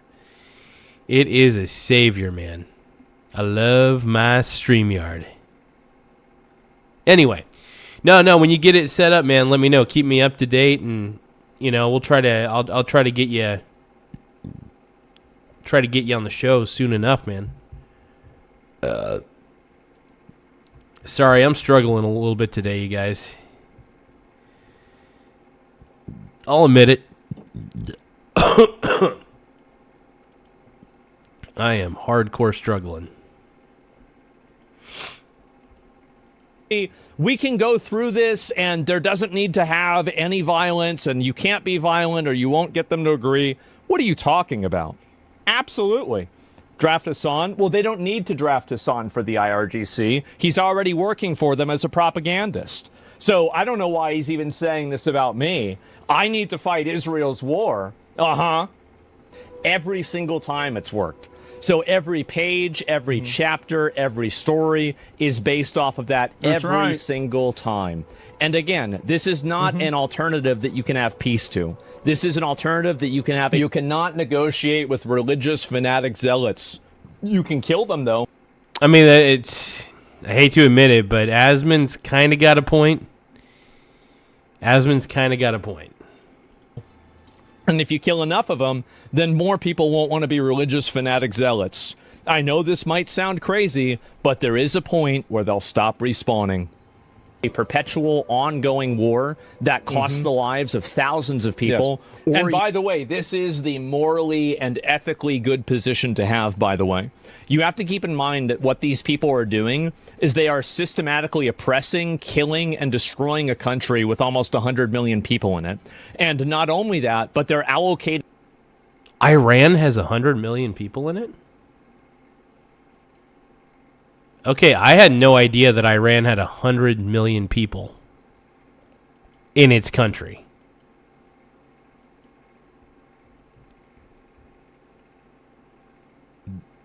That's news to me, actually. That is a lot of people. the little amount of money that they have to, instead of paying for water and the well-being of their own citizens, they're further funding terrorism across the Middle East to kill other innocent people. They're funding Hamas that rape and kill Palestinians and Israelis. They're funding Hezbollah that terrorize people in Lebanon. They're funding the Houthis that randomly attack ships because they've decided that nobody's allowed to use the water.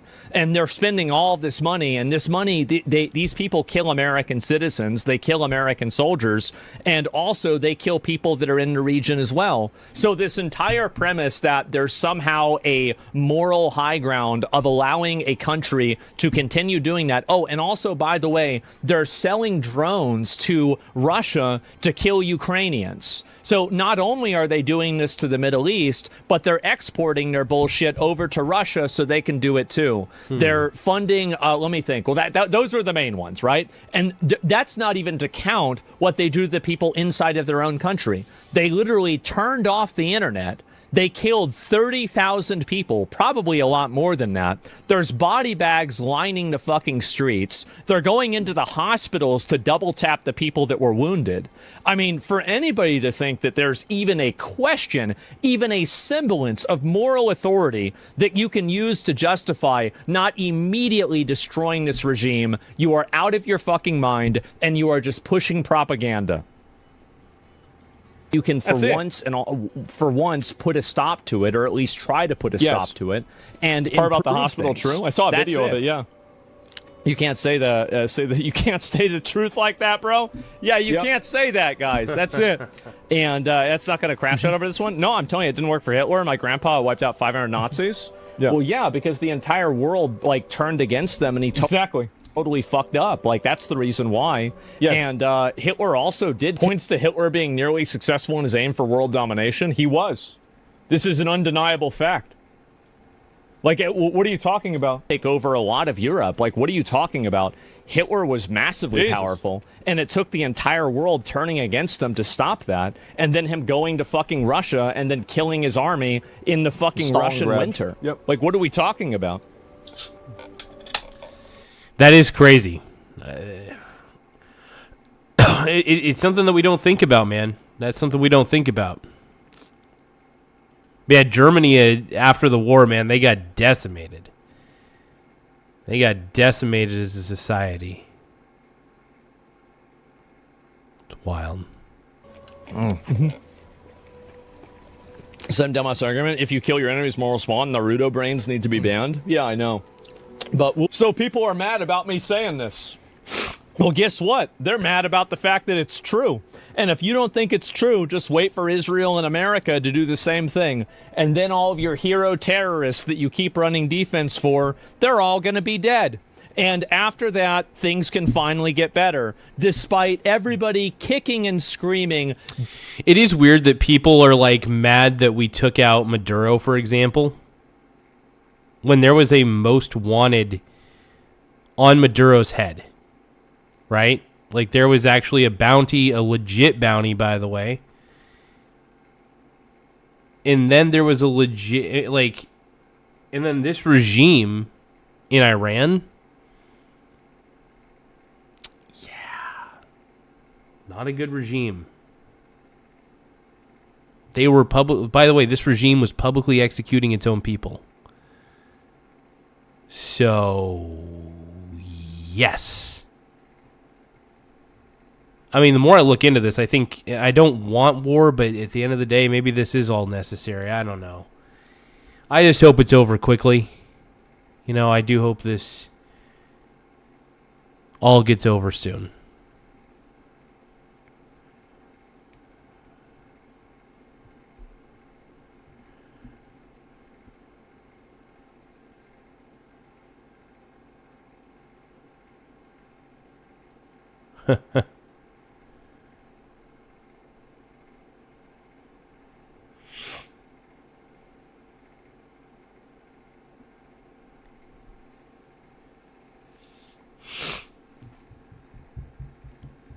Begging, please don't kill our terrorists.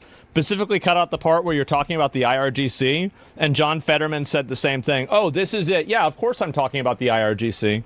I mean, why would I be talking about the Iranian people? That's retarded. Oh, here we go. Here's John Fetterman. The top 55 of them were killed, and I think they just blew up 80 of the randoms mullahs, too. Yep. Which, I mean, that was pretty great, actually. So, all right. Yeah, it was. And hopefully there's more. And exactly, it's embarrassing. Dude, Fetterman's just making more and more sense.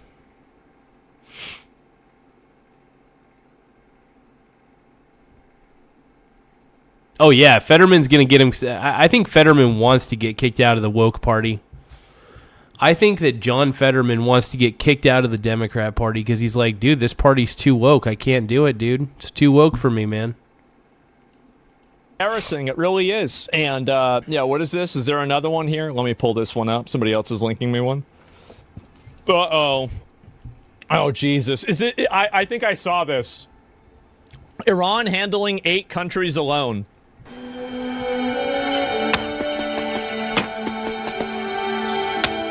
Hey, that little boy is playing 3 games at once. Checkmate. Checkmate. Checkmate. Dang.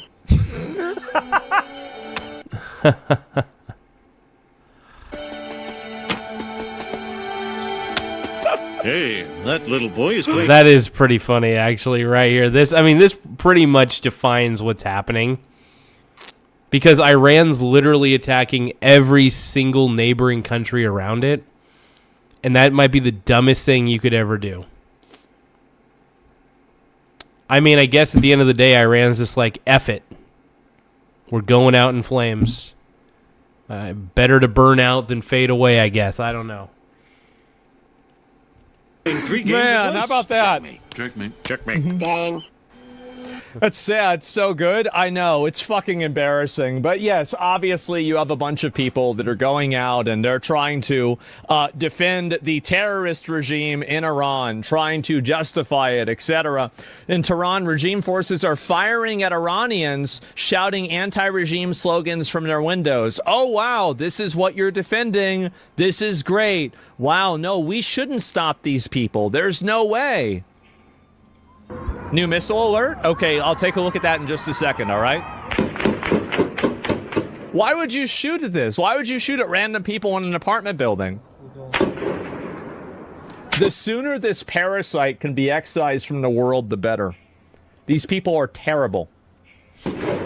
Yeah. And I'm glad that we finally have Trump and a few other people. And, I mean, listen, begrudgingly so, Israel, that is willing to help wipe these people out.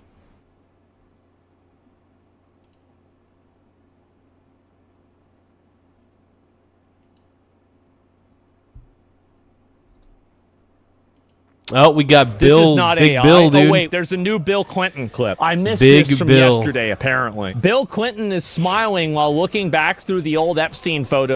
He's taking a walk down memory lane, it looks like. Big Bill. Big Bill Clinton's taking a nice little walk down memory lane. Let's take a look. Let's take a listen. Those nodding over memories. His attorney snatches them out of...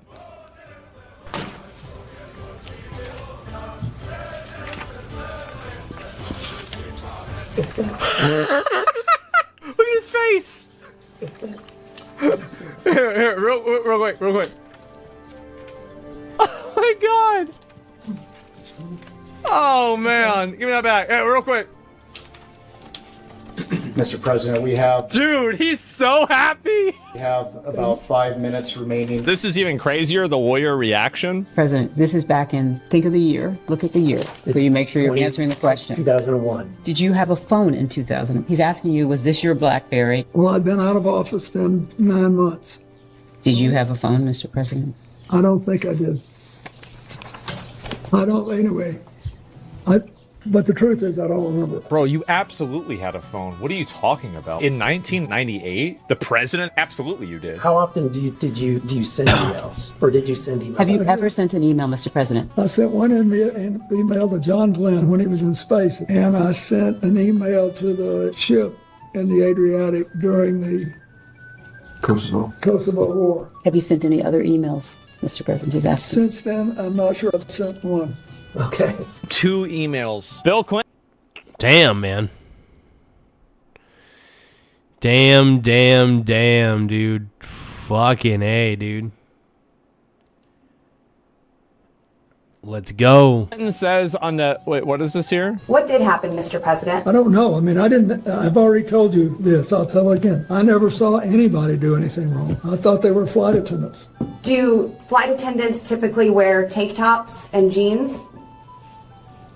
Yeah, they do. God, pervy Bill, dude. Bill Clinton, the creeper guy.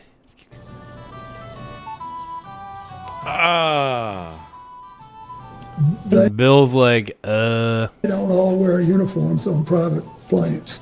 Yes, sir. Dude. Most are dressed probably pretty business class.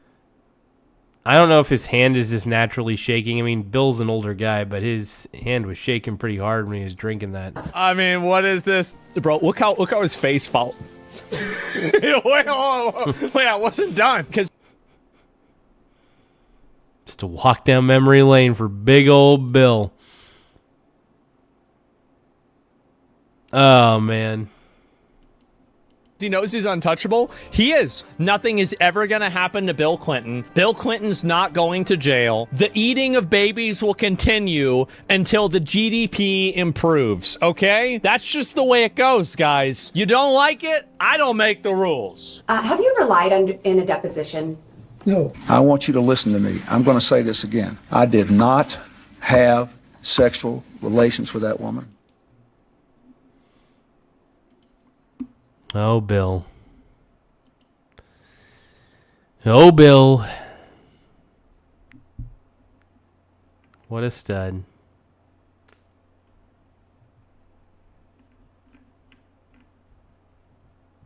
Oh, here's another one. So this is Sneeko updates to Kason celebrating. Okay, I'll watch the original clip and then I'll look at Kason's response, okay? So Kason is an Iranian streamer, and I'll keep this open. He's an Iranian streamer who made a statement about, obviously, Iran. And so Iranians around the world are celebrating. Non-Iranians who don't know shit about Iran are protesting. There it is again. And so good riddance, free Iran. And based on the comments, I'm a hypocrite for speaking on Iran as an Iranian with a family in Iran, that a dictator tyrant leader is now dead that killed hundreds of thousands of innocent Iranians, and that we all wanted peace and freedom, logging off. Exactly. You have absolute... Yeah, the Iranian people wanted this to happen. They wanted this regime change to happen. They wanted this to crumble. So the people of Iran are trying to take back their government. And what they're doing makes perfect sense because they're actually trying to take it back. Terrorist supporters, free Iran, fuck the tyrant regime. This is about freedom. There it is. So this is fucking based, by the way, absolutely fucking based. And these people are sad that their terrorist leader is dead. Well, let me go back. I'll watch this and see what's being said. So FaZe Kason said, "Good riddance, free Iran." Respectfully, you don't understand shit about this. You are fully brainwashed if you think this is good for Iran. Dark times are coming ahead. So you support genocide? How is this not good for Iran? This guy systematically kills 30,000 of his own people. Yeah. This guy gets killed. This random Twitter account says, no, that's bad. Like, this is so stupid. When people say, the Twitter's like, you say, hey, don't eat apples. And they're like, what, so you just want to shove a banana in your ass? It's like, that's not what I said. Do you know who that man is and what he did? What is this guy talking about? Who's this dude? Oh, this is pretty meta. A reactor reacting to a reactor. Reacting to another reactor. This is a three-way. And this is hot. This is hot. And you know where this is going. Right in my... Did to Iran what he did to innocents? Yes. Yeah, Kason.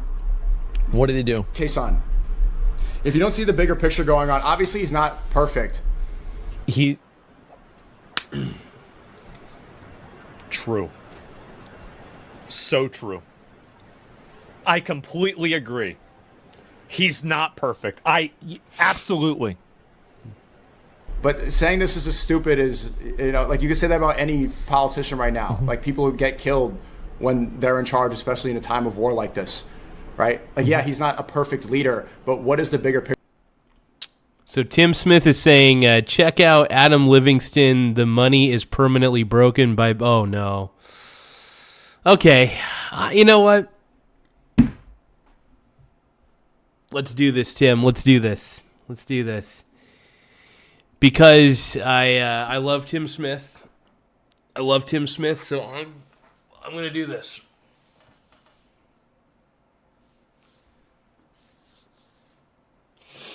I got to prepare myself for this.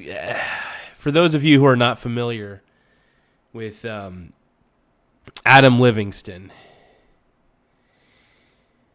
I'm trying to be nicer, so I'm trying not to insult Adam Livingston too much. I'm going to see how far I could go with this. I want to react to it.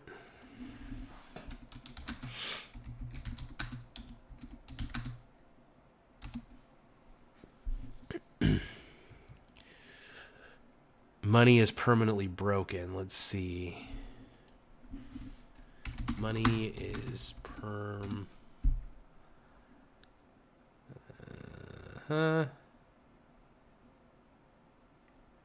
me put in permanently.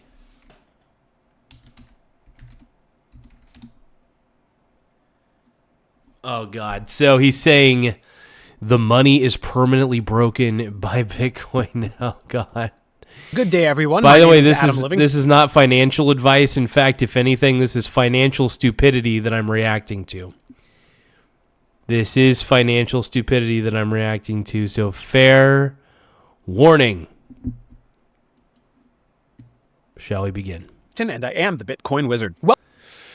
Well, you're not missing much, Tylord. I went from reacting to Iran shit to reacting to this Bitcoin bro named Adam Livingston. I want to let everybody know that I am not a fan of Adam Livingston.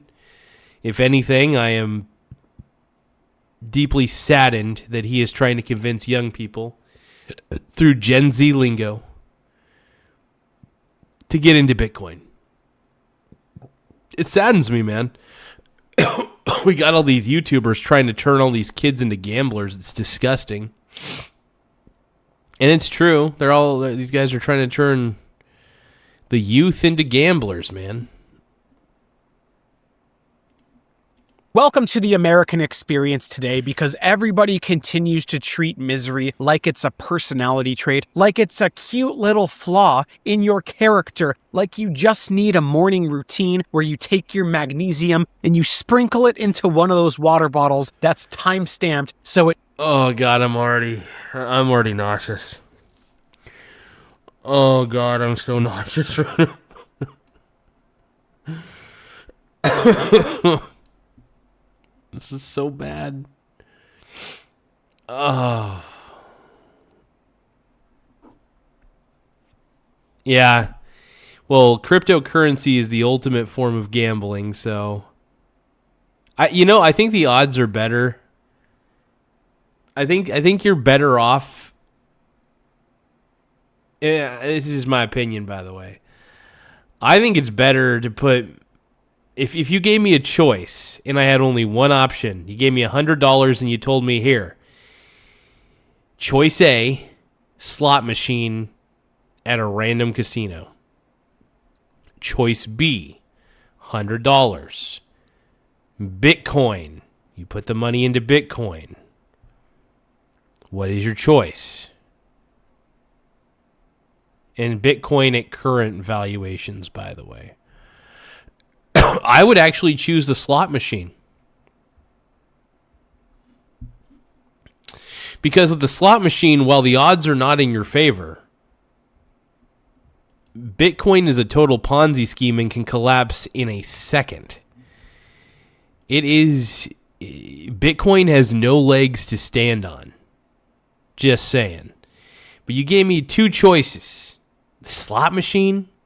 Laugh out loud. Oh! Frog eat frog. What up, dude? Give me one moment, Brony.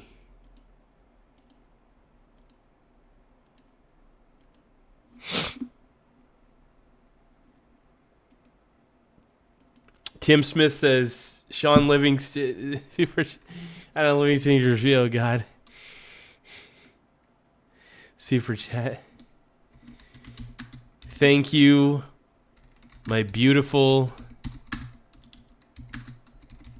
frog brony son.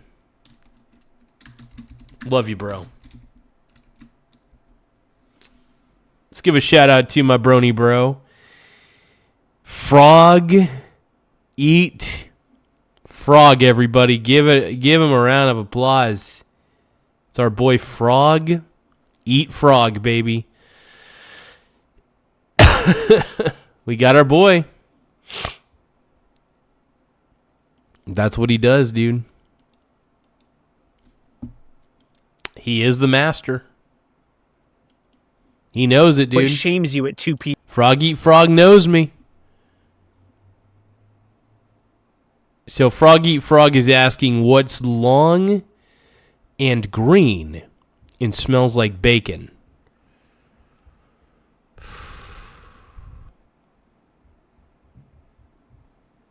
I'm deeply concerned about this. I feel deeply concerned. I feel worried. Let me put that super chat back Laugh up. out loud.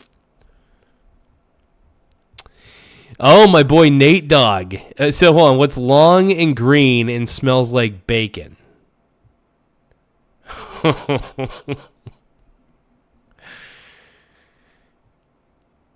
Diarrhea schlong. Diarrhea schlong is what my final answer is going to be. Nate Dogg says, sent a happy poop, yum yum. Happy poop, yum yum. We got Nate Dogg in the house. Thank you so much for the happy poop, yum yum, my brony bro. You are one of my pink,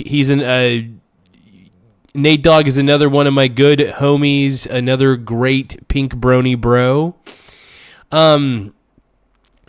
I don't think Nate Dogg is willing to admit this, but he is a pink brony bro. Deep down in his heart of hearts. I think he is. Tim Smith is asking, is this a Kermit the Frog joke? Kermit the Frog. Frog eat frog, man. You never cease to amaze me, brony. All right, give me a second, you guys. Hold on. I need to drink a little water. So, give me just a second. Just a little bit of water is what I need.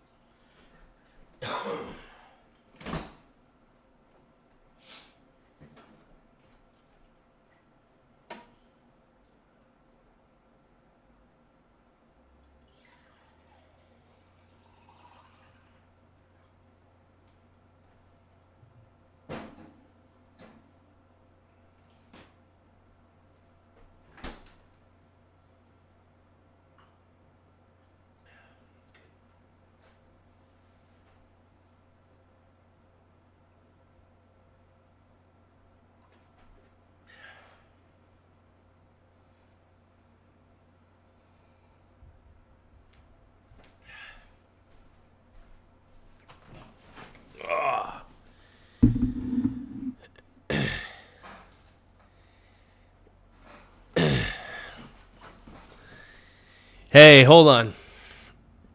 Hold on. I wasn't doing anything in the sink. Frog eat frog. Come on, bro.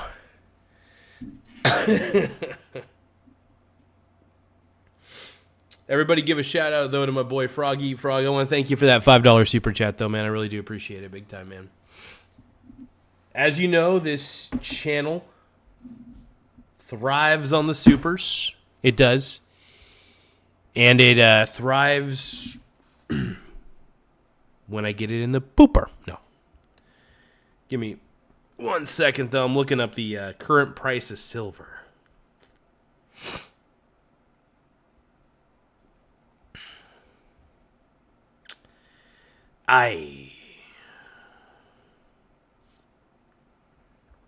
Yeah, silver prices are looking pretty good. My boy. This queef is what all true warriors strive for. Oh boy. Just wonder what Gannon's up to.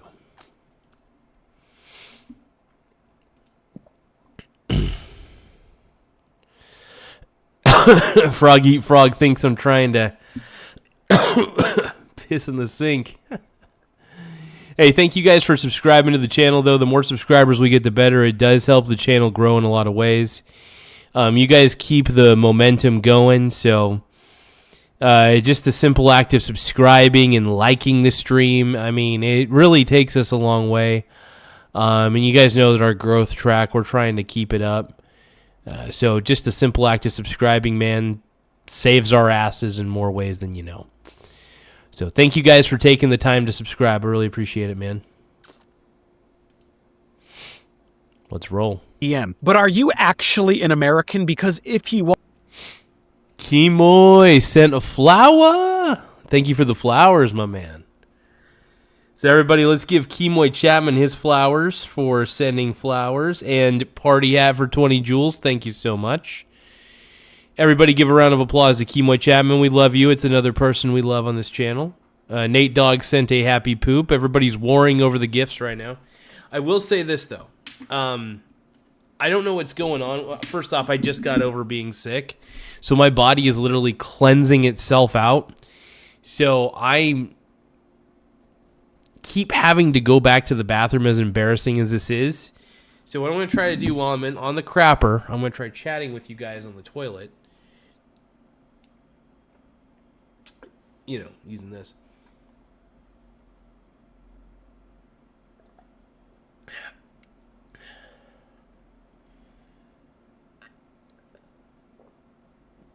Firstly, I drink water.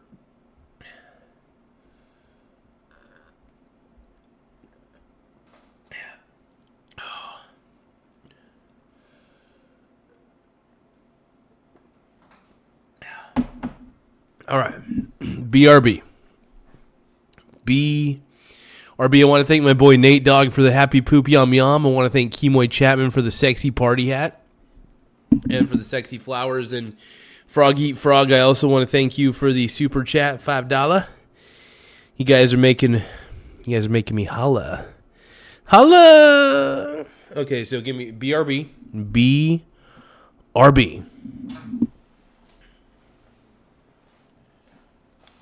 BRB.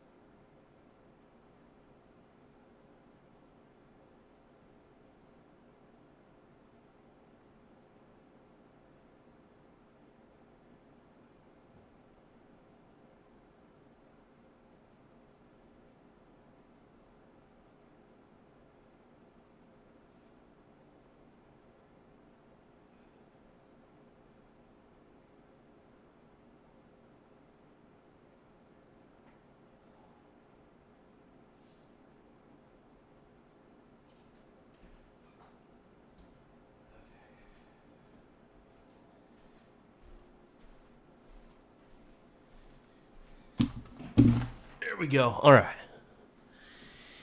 Okay, back. Here we go. Sorry about that, you guys. My bad.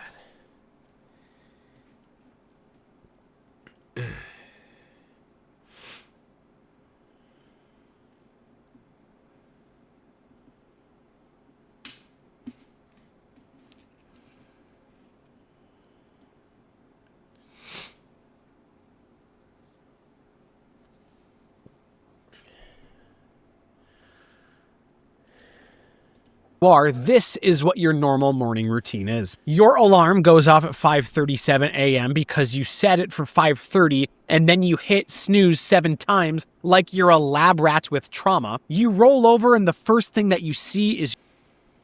Tylord says, PSA, I'm pooping, that is all. Yeah, I had a good time in there. So we're watching, just for those of you who are just catching up, we're watching this guy named Adam Livingston, and he's kind of a bit. He's not kind of a. he's like Michael Saylor levels of Bitcoin shill, and he loves, like, this guy is like, in first off, not only does this guy act like Michael Saylor, I think he's in love with Michael Saylor, like, allegedly. It seems like he's in love with Michael Saylor. Let's keep going. Your phone with a cracked screen. There's one long hair stuck under the glass screen protector, and you already know the vibe because your screen lights up with 3 notifications that feel like threats to your nervous system. One is your bank. Oh God, what is he talking about? What is this? Oh, I'm trying not to get mad. Oh, I'm just so confused. Ugh. This is one of the most... By the way, I think Bitcoin's a Ponzi scheme. I think you all know where I stand on Bitcoin. I don't know how this guy, like... Does he realize that he's encouraging kids to gamble?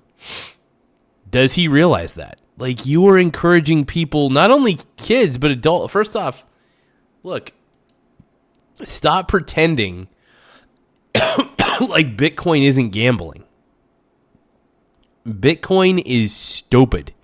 It has 0 intrinsic value. It's completely valueless. It's literally a string of data. Okay, I'm trying not to get too mad.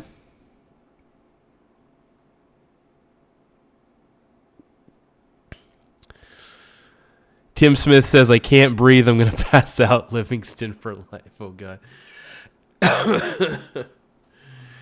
Okay, let's...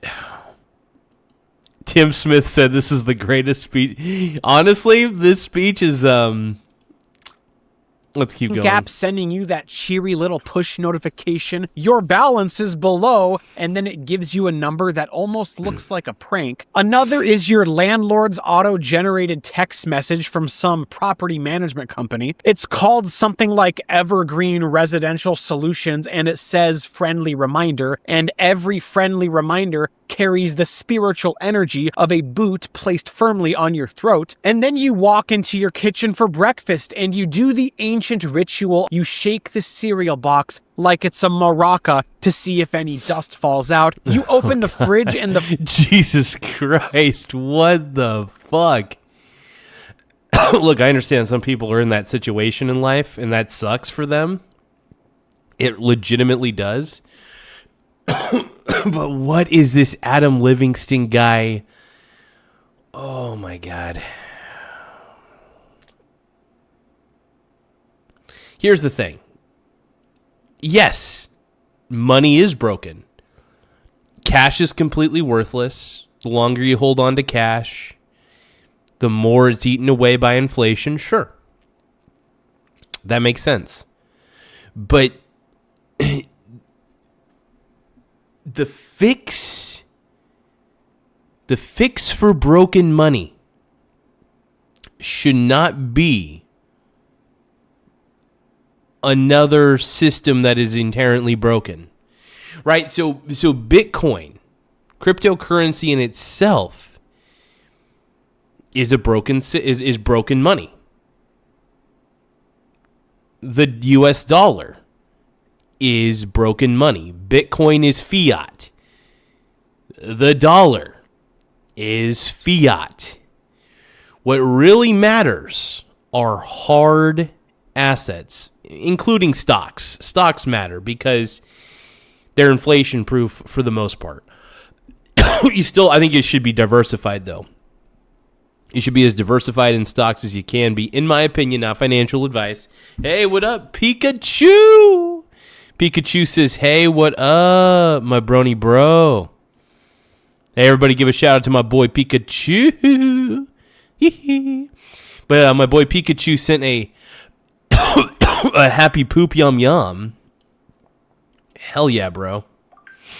Thank you so much for the happy poop yum yum. I appreciate it. And then Pikachu sent a good game for 10 jewels. Thank you so much. I appreciate that. Oh, amazing. Amazing.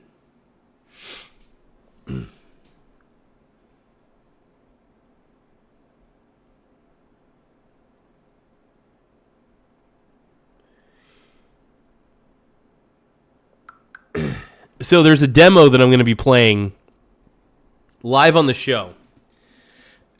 And I think I'm going to make it a little bit of a surprise. I'm not fully committed to this. It depends on how I'm feeling throughout the show.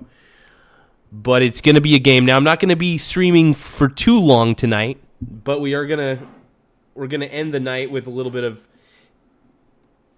I try not to negative. I'm trying not to get too mad at this Adam Livingston guy. I don't think me getting mad at Adam Livingston's going to make his life any better. Or anybody's life any better. But let's see if we can help. Let's see if we can help Adam Livingston understand what sound money actually is, right? Sound money is assets. Commodities, for example, like silver and gold are a great example of that. They can't be printed. They can be mined, yes. But they have usefulness. They have utility. Now, granted, for silver, does the supply-demand fluctuate quite a bit for silver? Absolutely. And that's 100% okay. That's why I like silver so much. But yeah, it's just, I don't know. I have my own philosophies, obviously, but let's keep...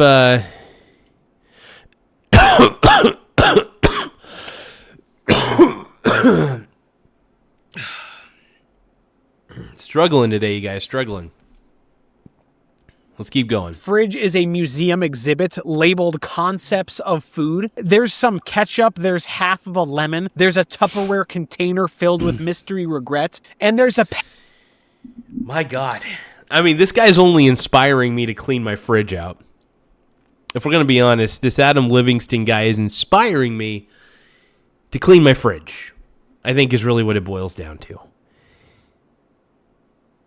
Yeah, I don't know. Maybe I got COVID. I probably got COVID. Package of shredded cheese that has hardened into one single cheese slab like it's limestone. So you grab your coffee, the cheapest stuff imaginable, and the coffee maker makes that noise like it's coughing up tar, and then you take one sip and it tastes like burnt pennies and... Oh my God, this is so ridiculous.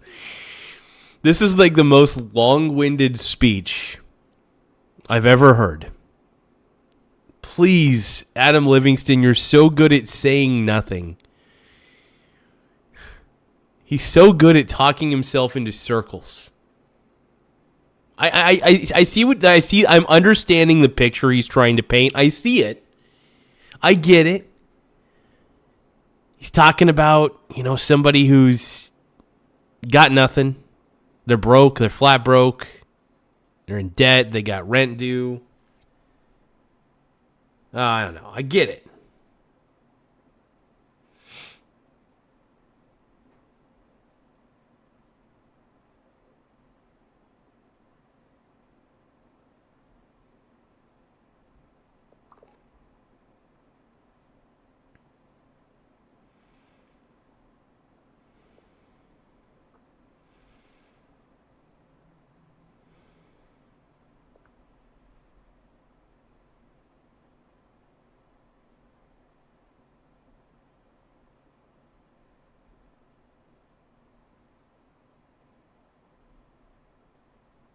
Give me a second, you guys.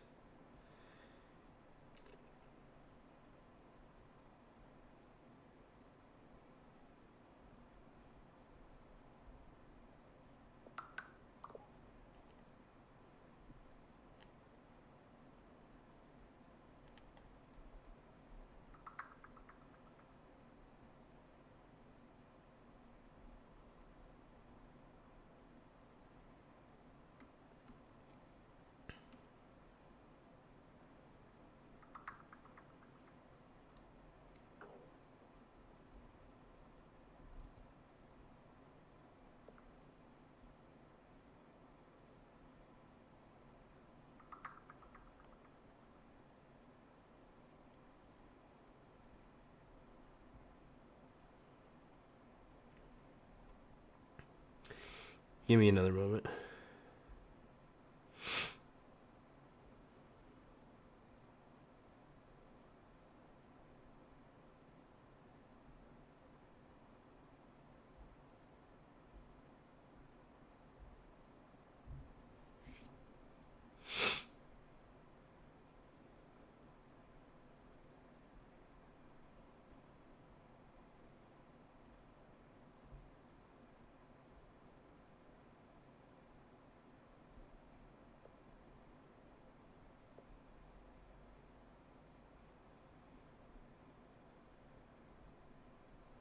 Give me another second, you guys. Sorry about it. I'm texting my boy, Nate Dogg, real quick. Hold on.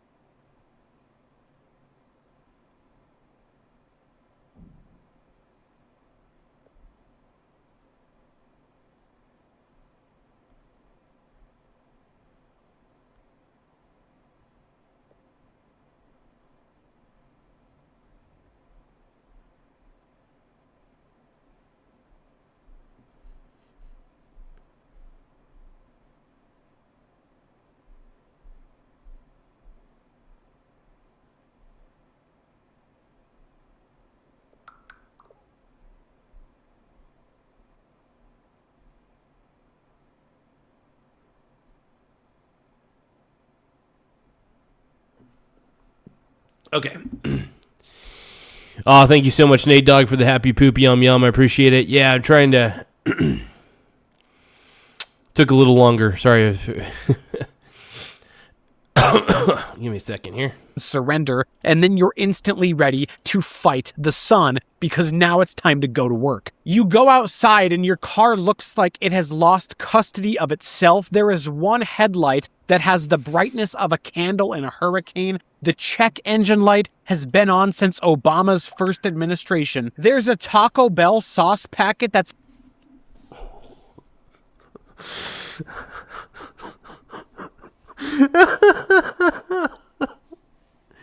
He's still going. He's still going. He's not stopping. He's not stopping. Oh my God.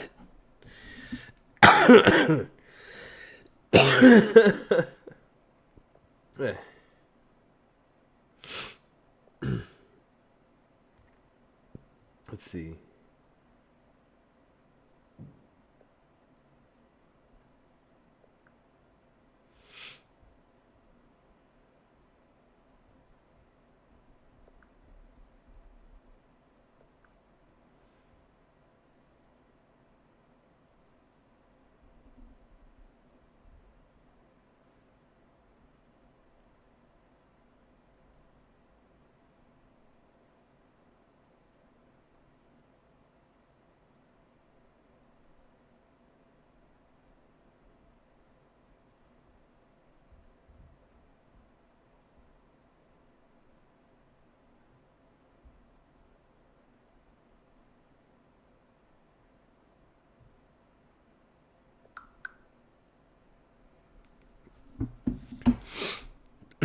that's been sitting in the center console that has lived through 3 winters. There's a single work glove on the passenger seat permanently crusted with some brown substance that could be grease, could be barbecue sauce, could be history, and then you start your car and you immediately hear a new noise, a noise with personality, a noise that sounds very expensive, a noise that makes... It's Michael Saylor. Michael Saylor. It's the ghost of Michael Saylor. Oh, no. Michael Saylor got into your car. This Adam Livingston guy, man, he's just... Oh, my God. He is the grift that keeps on grifting. Makes you turn the radio up because volume serves as your financial strategy. And then you clock in for the day. You smile at a manager who speaks only in corporate affirmations. You check your phone on your break and the group chat is popping off because somebody's cousin got approved for a $900 a month truck payment. And the interest is only at 14%, so everybody is reacting with these fire emojis like a medieval village celebrating the arrival of the Black Death. All day long, floating behind your eyes, there is that constant mental hum that you have to live through. There's rent, there's car insurance, you have to pay for food, your phone bill, the medical bill from that one time you tried to be healthy and got punished for it. The little subscription charges that you forgot about that siphon your account like tiny vampires, $8 here, $13 there, until your entire life becomes death by 1,000 auto renewals. See, the daily grind feels personal, doesn't it? It feels like a you problem. It feels like you failed some invisible test that everybody else passed. But then you zoom out and you realize that the unit that you work for, the units that you save in, the units that you plan your life in, it continues to lose power while you sit there doing everything right. You feel tired because the system trains you to sprint on a treadmill. I'm convinced. Say no more, Adam Livingston. I'm convinced. I'm convinced. Maybe you were right this entire time. Maybe I was wrong about Bitcoin. Maybe the problem wasn't Bitcoin at all. Maybe it was me. Maybe it was me. And while I've been so critical of Bitcoin and its lack of intrinsic value, I realize that even though intrinsic value does matter, we live in a world where nobody gives a shit about value anyway. They're dumb enough to put their money into something stupid like Bitcoin. Huh.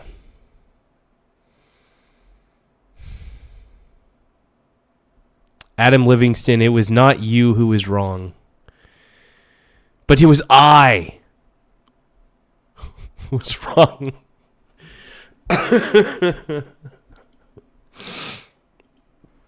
Adam Livingston, you've opened my eyes. You've opened my eyes. Tim Smith says, tired? The Michael Garza Show. Wired. The Garza Livingston Experience. Yes. Without a doubt, absolutely. My soul. My soul. Ugh. This is too funny, though. This is too good. Okay, let's keep going. That speeds up every single year, and it calls it normal. So when I say that you are miserable because the money is broken, I'm talking about that exact feeling, that constant background panic, that emotional tax, that sense that your life costs more every month and your time buys less of it. This talk is about the real source of your existential misery and the first step out of it, because a person can handle hard work, a person can handle sacrifice, and a person can handle discipline. A person struggles when the scoreboard changes while they're playing the game. Bitcoin is... True. But Bitcoin struggles mightily. Keep preaching, Senor Livingston. God, this is so bad. I'm trying so hard.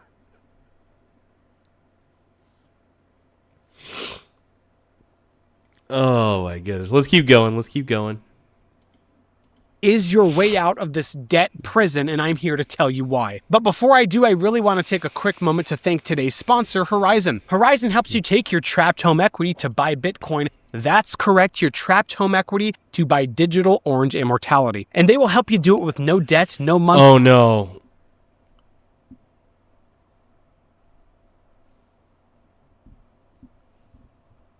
Not this, no.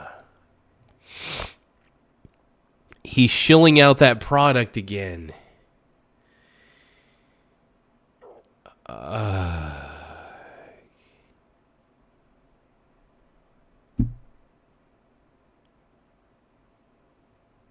Not this again. Okay, well, I'll indulge it. Monthly payments or term limits, and the Bitcoin is fully yours to hold however you want to with zero risk of forced liquidation. Wouldn't you rather have your trapped home equity into Bitcoin? I would. Go to joinhorizon.com. They will help you every single step of the way because this is a company that was built by Bitcoiners for Bitcoiners. Link is in the description below. I'll talk more about Horizon.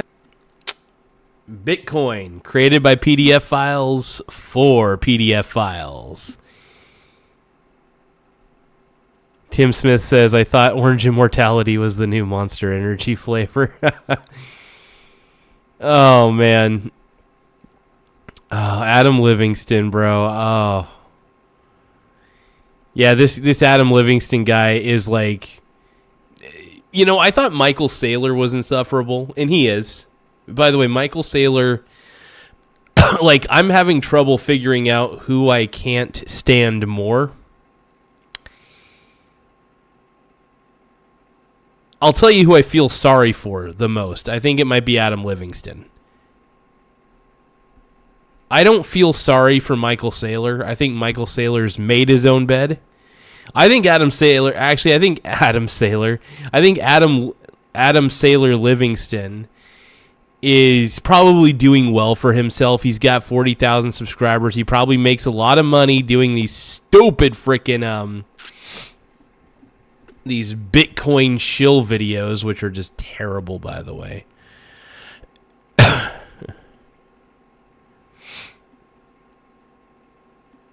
Dude, this is just sad. The comments, oh geez.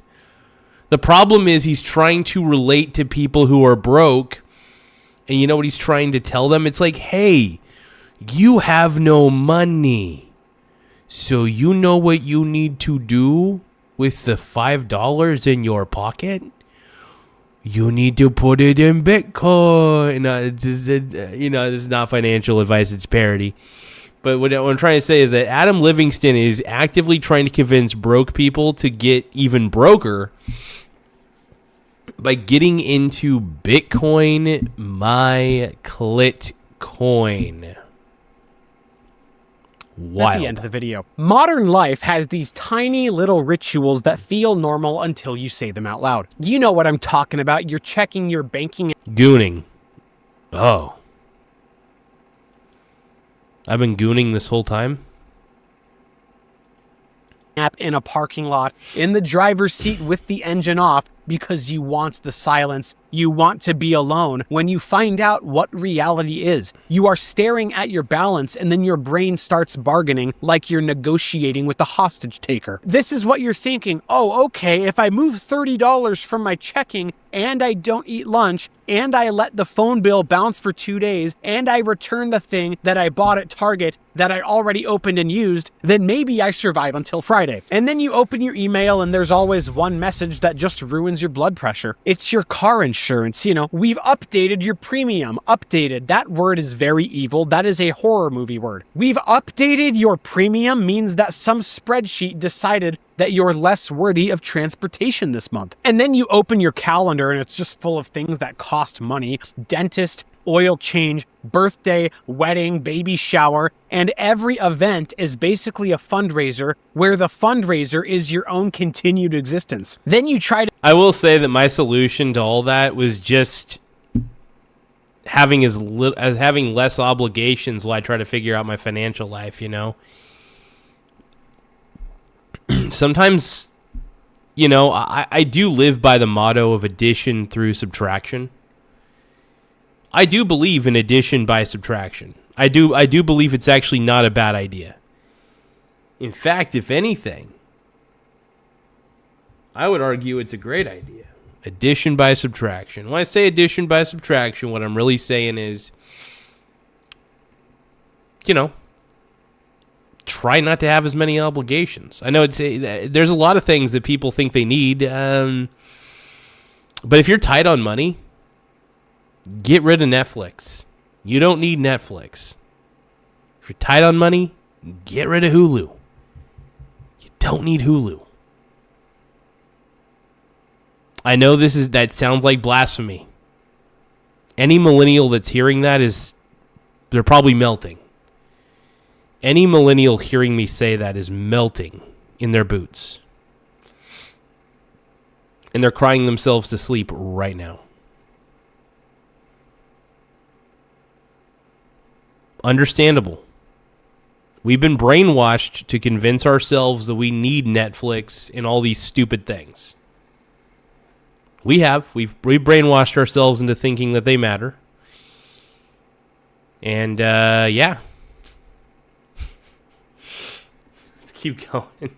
To do the responsible thing, you know, like cooking at home, and then you go to the grocery store with the list like an adult, and then you grab a cart that's wobbling in a way that feels symbolic of your life, and then you put in normal food, you know, nothing crazy, just chicken, eggs, rice, some vegetables, and the total at the checkout. I will give him props. I'm actually going to give Adam Livingston props on this one. This is surprisingly... It's long-winded, but he is painting a picture, and honestly, it's a sad picture for sure. But he's really trying to relate to people who already don't have money, and when he does that, he's hooking him in, hook, line, and sinker. And they think, and the only thing these people think is that the only way out of their shitty situation is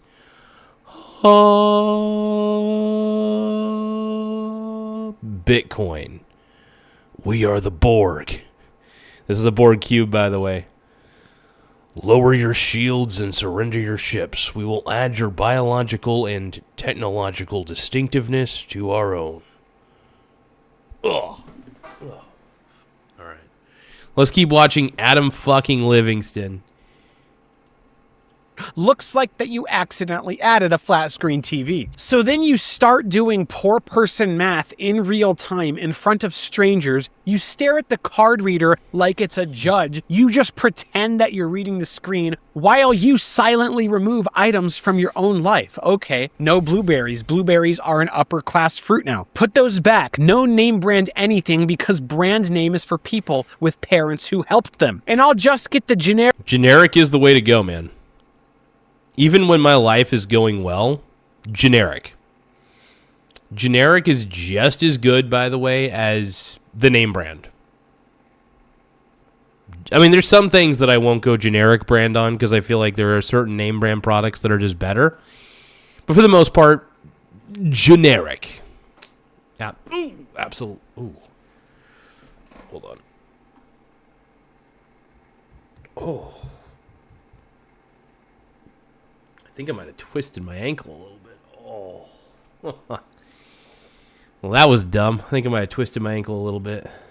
Generic cheese as well because that one tastes like despair and plastic. And then you get home and then you do your other ritual. You open up your fridge and you stare into it like it's gonna explain itself to you. You think about cooking in that moment, and then you end up eating something standing up over your sink like a raccoon with the mortgage. But this is where the misery really gets beautiful in a horrible way, because you still try to be a normal person, don't you? You still try to participate in society. So you go to Starbucks once and your bank account sends you these push notifications like a disappointed father. You buy one coffee and it costs the same as a small appliance. You sip it and you feel guilty like you just committed a white collar crime. And then you go to work and somebody says, "Hey man, any big plans this weekend?" And then you say, "Oh, just relaxing," which means that you're gonna sit on your couch and stare at your phone, refreshing your credit card balance, while your neighbor's bass just rattles the walls and your ceiling fan clicks like it's counting down your lifespan. This is the misery inventory of your life. It's feeling like you need a side hustle just to breathe. It's realizing that your emergency fund has become a myth like big... This is the darkest, like, dude, come on. Come on.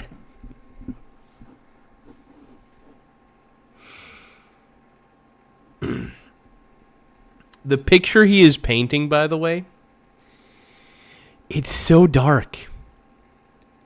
It's so dark. And then you know what his solution's going to be? The great orange hope. Bitcoin. Oh, but you know what's going to solve all your problems, dudes? Bitcoin. Yeah. Yes. Fuck. I can't even with this. Oh my God. Bigfoot, like affordable childcare, like affordable healthcare, like the idea that a normal job should create a normal life. So when people say everyone's anxious, they treat it like it's a cultural trend, like it's a vibe, like it's... Well, no, I think a lot of the anxiety, by the way, I do believe is stems from poor money management. I really believe that. You know, I get stressed out from time to time, but I would say that I would be more stressed out if I was living paycheck to paycheck. I'm serious. I would be more stressed out if I was living paycheck to paycheck, and I think that makes sense. So what I did to get out of the paycheck to paycheck cycle was I eliminated a lot of shit from my life. You know what's crazy, though, is when you eliminate a lot of shit from your life, you realized that you never needed half of the shit to begin with. Most of it's just taking up space, and you can usually sell it on Facebook Marketplace, which is actually something I was thinking about doing. I was thinking about kind of looking over things that I don't really need anymore. You know, there's a lot of stuff I don't need, and I was thinking maybe to sell it Facebook Marketplace, tell people, hey, meet me at the park, and I'll sell you this lamp. I'll sell you this. I'll sell you a lamp, you see. The weather that will pass, but that's wrong because it's mechanical. It's built into the day. It's built into every little system because you are living in a system where simply existing costs more every single year, and the only way to keep up is to run faster, do more, and somehow smile while doing it. You feel your misery because it's real, and once you admit that it's real, the next question becomes obvious. Who designed this? Who bet? Well, we all know that money's fake. We also know, we know that cash is trash, it's fake. The concept of money's real, but the dollar itself is fake. The dollar itself is fake.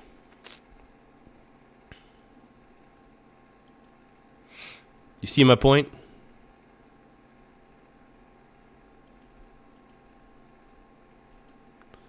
The dollar make you holla. Ooh woo.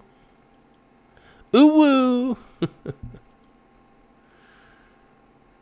Dollar make you holla. Benefits from it, and how do you step out of it without turning into a weird doomsday guy at Thanksgiving? People treat money itself like it's a thing that you have, like it's a noun, like it's a stack of paper, like a number in an app. But money runs your entire nervous system, kids. Money runs your calendar, money runs your relationships, and money even runs your sleep. It runs the... Well, you either and don't call it money because it's just not. It's cash. There's a difference between currency and money. Cash is currency. Money is like things like gold and silver and stuff. That's technically the real money. But anyway, assets are the real money. Currencies are fake money. So cash is currency. So the thing is, what you really need at the end of the day are assets. Save your assets.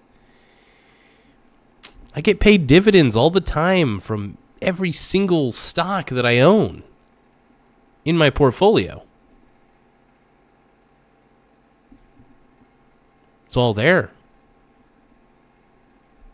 All there.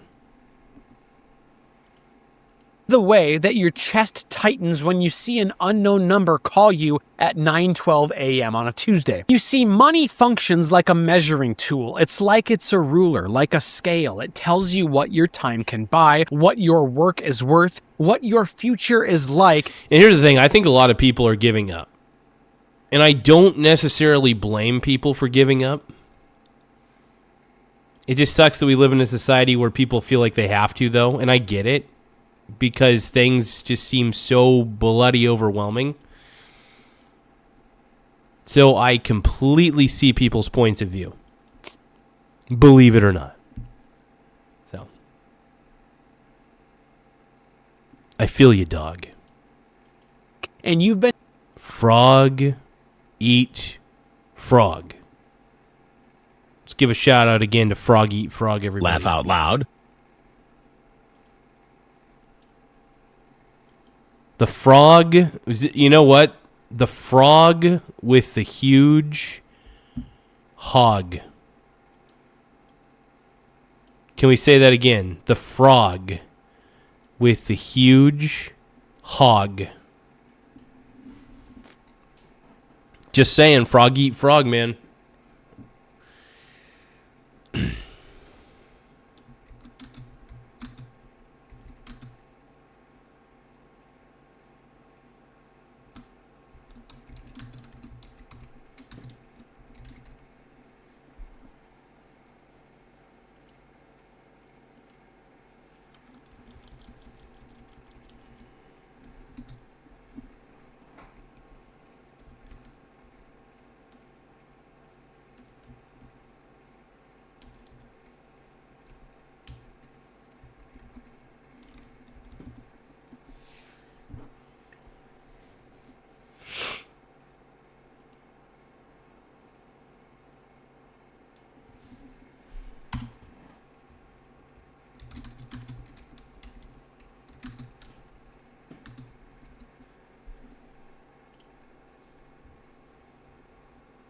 Honestly, I'm not even phased.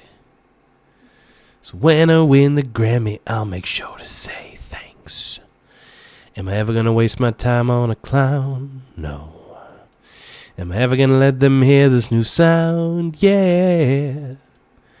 Been trained to make decisions as if that measuring tool stays stable. So you do the responsible adult routine. What do? You work, you save, you plan, you delay gratification, you act mature in this decaying society. You bring a lunch to work like you're building a legacy. You skip the fun stuff. You skip the little joys in life. That's what I've been doing, man. I've been doing that. And, you know, it's funny because it actually does work, but you have to be willing to work.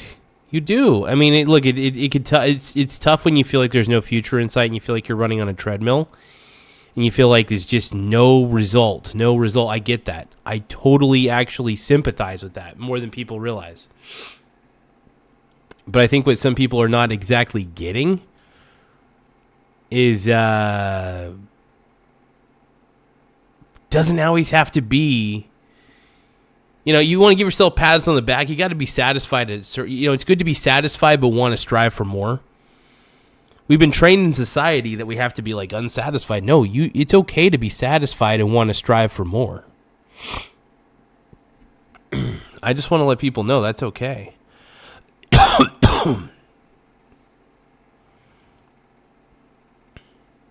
You look at a $14 burger and you think, I'll just eat at home. You stand in your kitchen eating a shredded tortilla with extra cheese on it. And then you have to act like that's a Michelin experience and tell yourself that you're disciplined, but then reality hits. Because money, for most people, is something called stored time. It is hours, it's weekends, it's the part of your life that got traded away so you can keep the lights on and keep your car running and keep the landlord from sending you those friendly reminder texts that read like a ransom note. When the money holds steady in society, your stored time stays intact. Your work carries forward. Your effort turns into security. When my problem with this Adam Livingston guy is he does give off I'm a victim vibes. Like, I think he's training his audience to be perpetual victims. I'm serious. I think he's training his audience to be perpetual victims. And, you know, it's funny because that's what cult leaders do. Cult leaders don't try to really empower. They basically just let their people know that you just got to submit, bro. Submit to the great orange hope. Just submit to Bitcoin. And Bitcoin will save your life. And Bitcoin will get you a waifu. And maybe, just maybe, Bitcoin will make you safe. So Tim Smith said, I heard he's literally recording from a low security prison. No. Come on. Okay, I don't know. That doesn't look like... Okay. Is that a... No. Dude, say it isn't so. Say it isn't so. Is that actually... Is he in a low security prison? No fucking way. No, if that is the case, though, unreal. Unfreaking believable. Like, if what Tim Smith is saying is accurate, holy fuck. The money loses power, your stored time leaks out very quietly, very consistently, like a slow puncture in a tire that you keep refilling because you're trying to make it to payday. So your stress isn't coming from you being bad with money. Your stress comes from the fact that the unit you're saving... Okay, actually, it's a little bit half and half. So the stress is you are bad with money. If you don't have the ability to cut out things in your life that you don't need, you are bad with money. Especially if a lot of the things in your life require you to use money, right? A lot of the things that I enjoy in life are actually free. I go to the public park. I hang out there. I talk to the ducks. You know, I hang out with the ducks. But no, I go hang out with the ducks down at the park. I... go for walks around town. I go to the public library. Everything I do, by the way, requires $0 fucking dollars. I check out books from the library. That's awesome.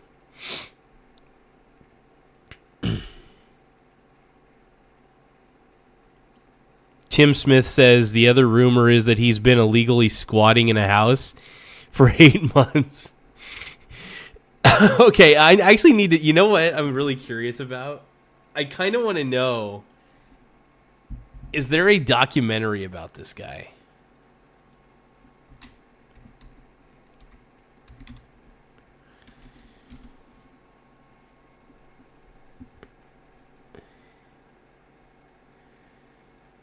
Like, what does anybody really know about this guy? Shit, everything about Adam Livingston is his own gay content. Son of a bitch. How about this? Adam Livingston sucks. Oh, God. Why bonds suck. I mean, bonds are not that great, but I would rather hold on to bonds than Bitcoin. This guy, man. This guy. Gold sucks. No fucking. He's saying gold is dead, money. No. What a fucking loon. I'm sorry. This guy. Like I said, I'm trying not to get mad. I'm trying to keep an even keel here. But my God. Oh, Tim. I don't know anymore, man.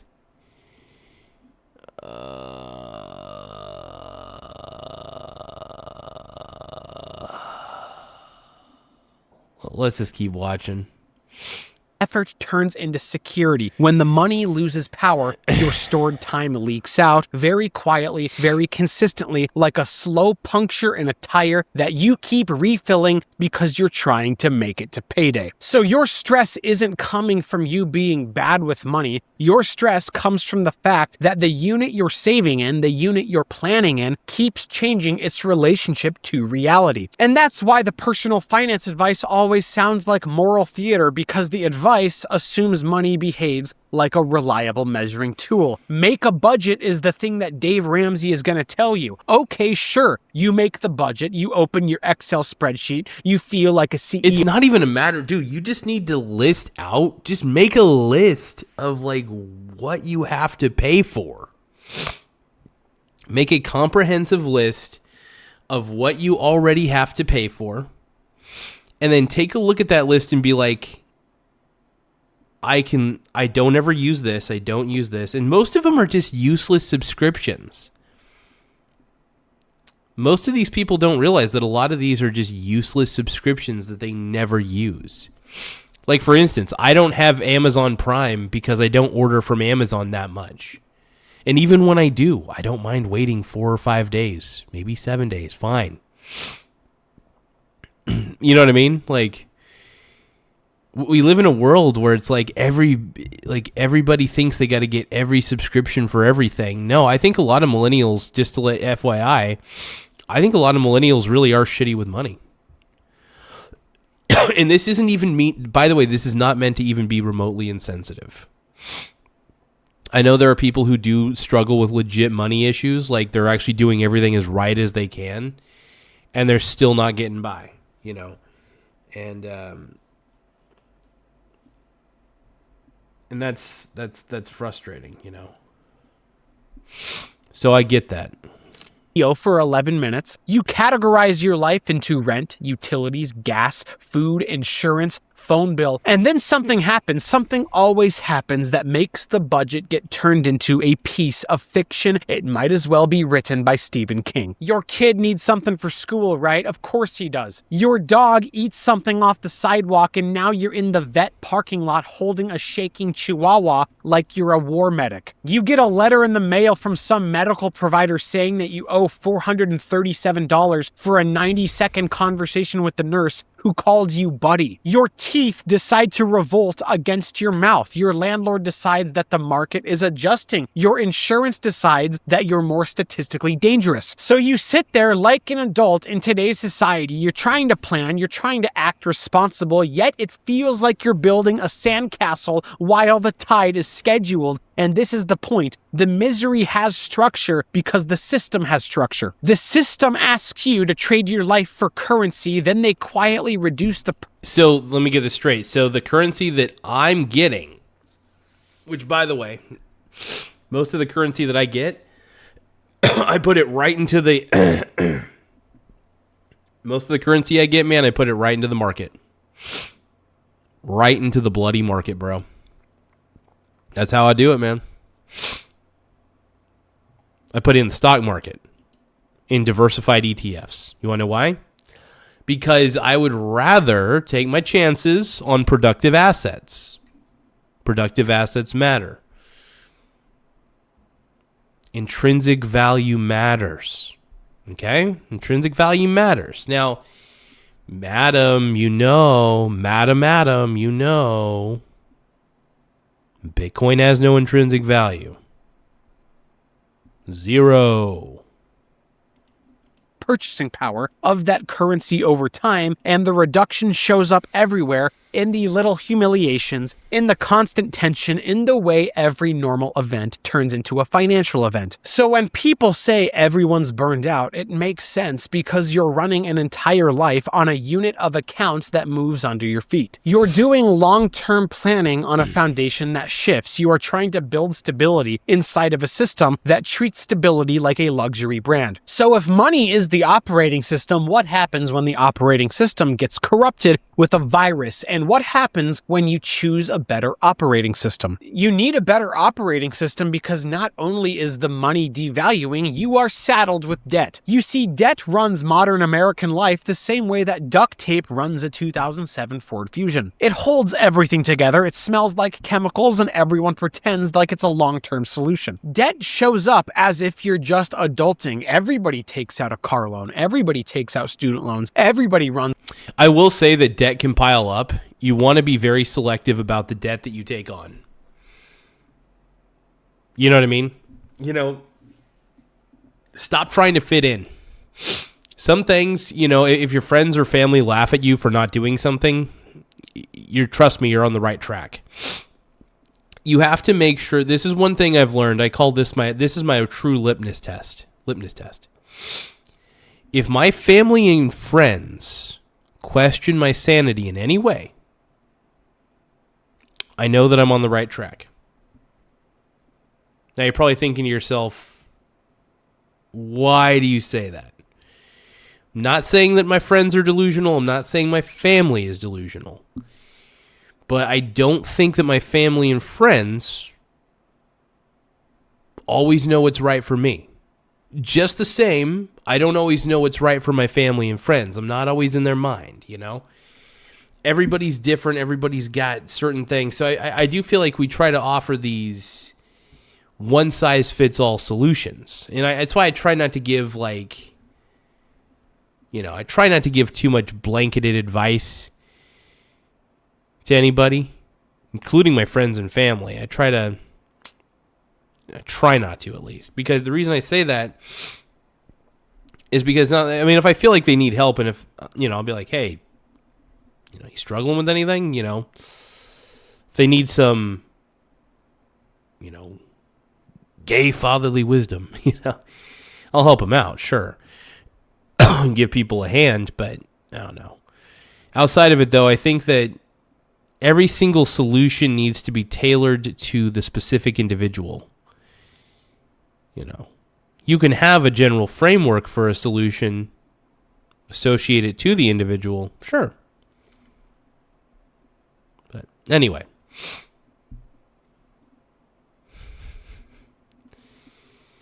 But no, and I do believe that, like, there are times that, like, I do like to keep my sanity in check, you know? So, you know, and I do take, by the way, anytime family and friends do give criticism, I don't ignore it.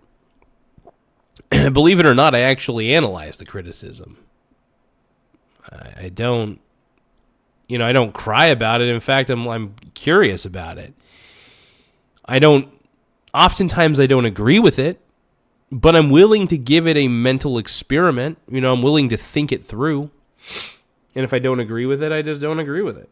You know, because like I said, what works for some people, you know, the old saying, different strokes for different folks, that sort of thing. I think that's, I'll give you an example. Like my buddies, Billy and Nathan, you know, we're very different in how we approach certain problems in our lives. You know what I mean? Or we have different mental models. I don't know whose is better. I don't really even compare. I don't like to compete against people. I don't really care about competition. What I'm saying is, though, everybody's specific mental models and risk assessment works for them in their own lives. Because at the end of the day, it is their lives they have to lead. So that's one of the reasons why I try not to get, I don't know. That's why I try not to get too preachy. And I try not to be too judgmental. I understand there's people who are in really shitty situations. But a part of me also does believe that some people do put themselves in a bad money position But the only way they can get out of it, though, is if they at least admit that they got themselves there. I mean, you could blame the system all day long. You could say it's the system's fault for this, it's the system's fault for that. But at the end of the day, you just got to look yourself in the mirror and be like, it was my fault all along. It was, you know, and that's, and look,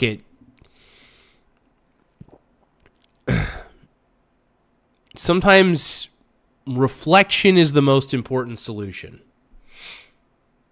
I know I'm going off on a tangent.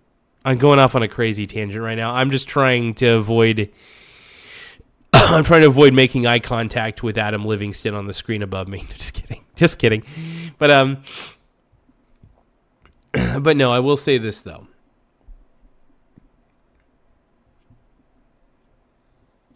We all lead different lives, but where we're at in life, the only way to really change our lives is to admit that we got ourselves here. So if we got ourselves in, how do we get ourselves out? If we got ourselves in, how do we get ourselves out? That's always the question. I think it's a healthy one. Up credit card bills. It always shows up with friendly branding, rounded corners, a pastel color palette, and a little confetti animation when you get approved, like an app that just handed you a college diploma. Congratulations, you qualify to borrow your own future at 24% APR. And the dark joke is that this feels normal to society. You don't wake up and you think, I'd love...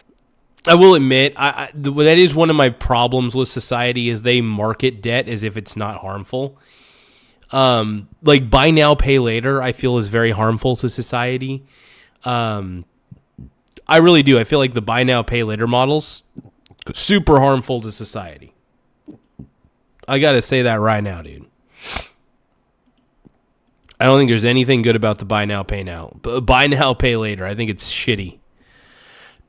I think it might be one of the worst ideas that man's ever come up with. Man or woman. I don't care who created it, really. Jeffrey Epstein.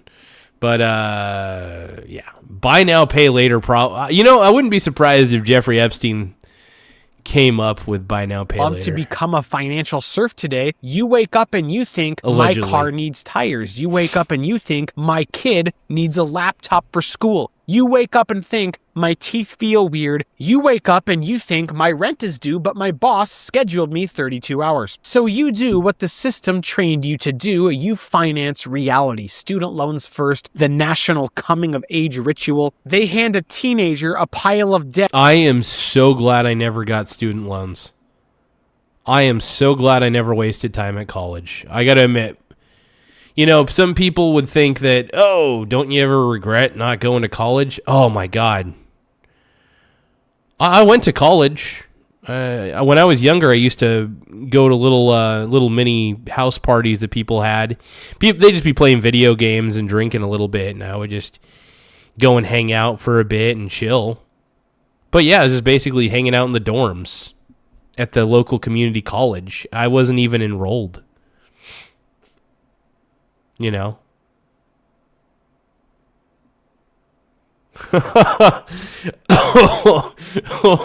oh, shit, E.T.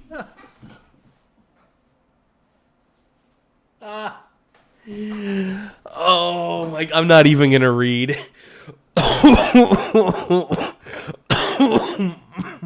Oh, shit, dude. Oh, E.T.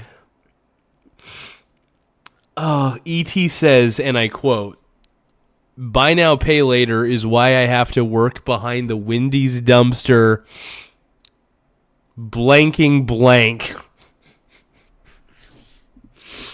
Oh my God, dude. E.T., that is the funniest. That actually threw me for a loop. Motherfucking E.T., bro. You give me, dude, E.T., you just throw me a curveball every fucking time, dude. I love it. That's the one thing I love. Every one of you guys in the chat, by the way, can I just say the one thing about you guys always throw me a curveball. I love it. I never know what's coming. Sometimes you guys are just so fucking unpredictable. debt before the Well, team. ET's pretty predictable. Yeah, I mean, I know what to expect from you guys, but sometimes the shit that comes out of you guys in the chat, though, is just so good. Teenager can legally rent a car, and then they call it investing in yourself. ET is saying you think I'm joking.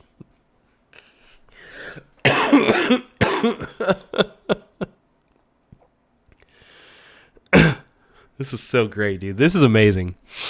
This is really amazing, dude. Holy shit. Then you graduate, and then you discover that the job market pays you in exposure and vibes, and the loan servicer still wants their cut like they're the mob. Every month, you send money into a black hole, and it sends you an email back titled, "Good news about your payment," and the good news is that you just remain a functioning participant in society for another 30 days. Credit cards are a tiny emergency room in your wallet, and then the points program is the funniest part because you spend $6,000 a year treading water, and the reward is a free flight where you still pay baggage fees, and then you sit next to a man eating tuna out of a Ziploc bag. And then housing debt just defines your life because you're in a caste system. You either rent and then you live with your landlord where they discover the annual ritual of market rates, or you buy and then you spend 3 decades paying interest like it's rent for the privilege of stability. You learn words like escrow and amortization, and suddenly you're having adult conversations with property taxes while your soul slowly leaves your body. And the entire time, society, the economy, they act like this is your freedom. You are a debt slave because... I mean, don't get me wrong. Adam Livingston is correct. There is a broken system. However, it is up to you to not participate in certain parts of that system. Right? You don't have to be in the system. This is what I call the outsider advantage. Think about this. As an outsider, and I've always considered myself an outsider from a very young age. When I was younger, it hurt me to feel that way. Because I was always a little different, you know? Just my mannerisms. When I was younger, my mannerisms were kind of weird. I had some muscular tics, and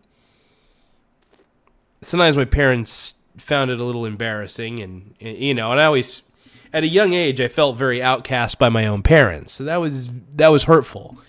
I mean, there was a lot of things, you know, but you know what I realized though, when I was younger, it hurt. But as I got older, I started to realize I have the advantage of not having those expectations put upon me because society's already deemed me kind of retarded. You know, my own parents thought I was a Riri, and they didn't have a lot of faith in me. So there wasn't any expectation for me to really go to college or anything. But I also, luckily, surprisingly, I had a bit of a brain. You know, people just underestimated me because I kind of looked funny. And I had, you know, kind of weird little buck teeth when I was younger. Kind of grew into my smile, I guess, a little bit. But you know, the thing is, it's like, when, sorry, I guess I'm getting a little emotional thinking about it, but,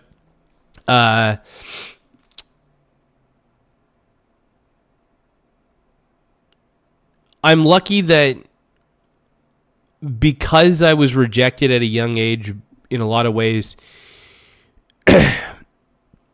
by the system, I never had to fall victim to it because I was never tempted to buy it to begin with. And luckily I realized that it was idiotic. I might need to get off the subject. Sorry. Debt turns basic life into a series of obligations with dates attached. And the weirdest part is how debt changes your behavior at a microscopic level. You stop buying fruit because fruit feels reckless. You stop going to the doctor because the bill feels like punishment. You start rationing joy like it's a scarce resource. You start... By the way, you can find joy for free. I want to say that right now. You know, I think I should teach... I think what people need is not a budget. What they need is reduction. I think people need reduction. Just reduce half of the shit that you think you need. Like I wish people would just like get a piece of paper. I wish people would just... Thank you, ET. I appreciate it, bro. I really do appreciate that, ET. I know you could be like super sarcastic and stuff a lot of the time, but I could tell by the way that you write that your heart's in a good place. Thank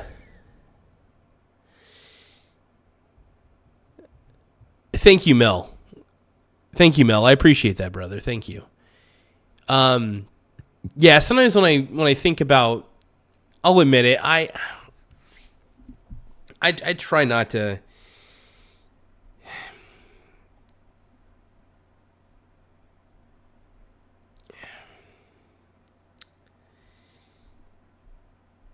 It's tough when you feel like...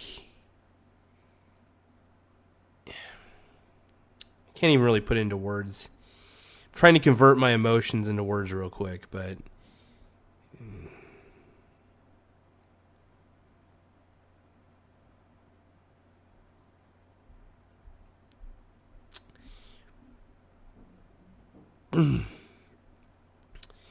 When I was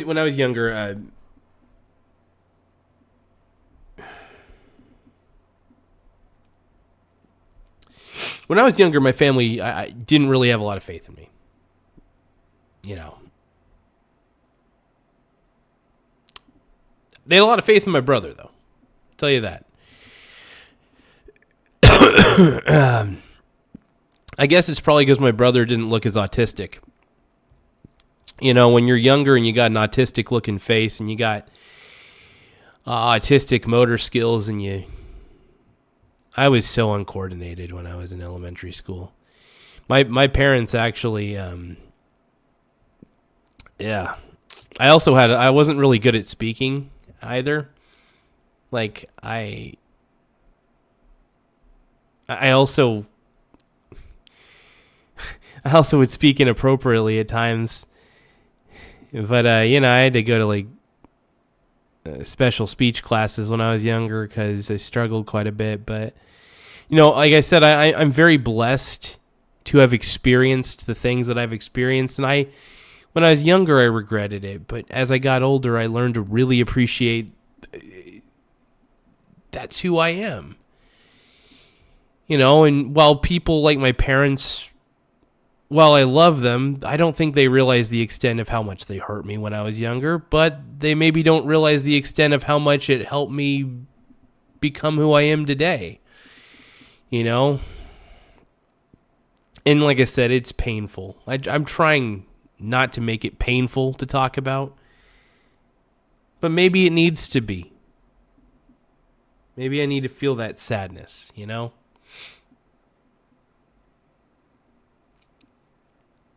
Because sometimes a lot of the problems in life, they tend to be inward, you know.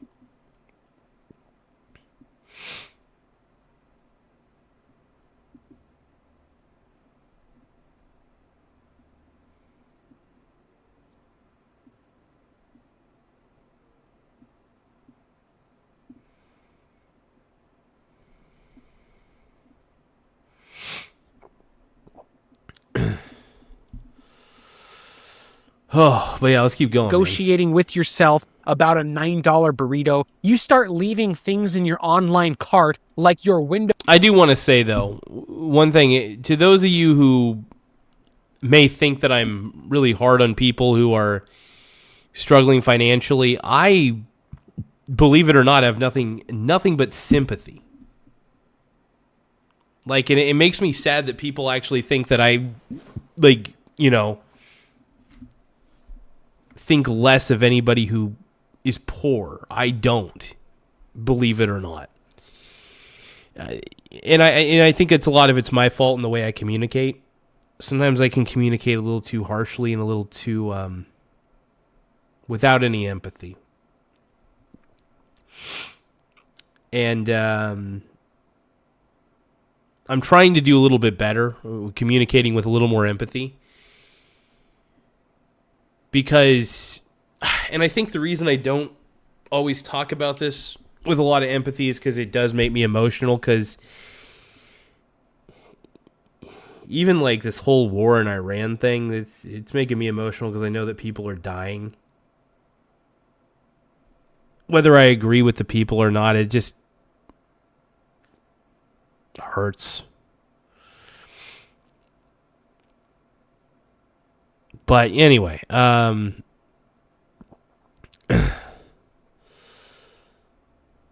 I think it's good. I think maybe I should speak with a little more emotion. Maybe I could start feeling better. Maybe I could start healing for once, you know? I feel like there's a side of me that just never really fully mentally matured. So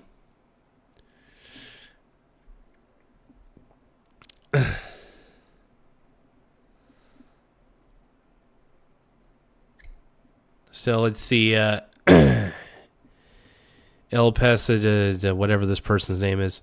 Whose fault is it? Trump's fault? Yeah, I voted for him. If I had to do it all over again, I'd vote for him again. And the reason for that is, honestly, while I don't agree with war, what the Iranian government was doing to its people, publicly executing them for protesting, that's not okay. So I don't know. I think knocking out their leadership in Iran probably wasn't such a bad idea. Just saying.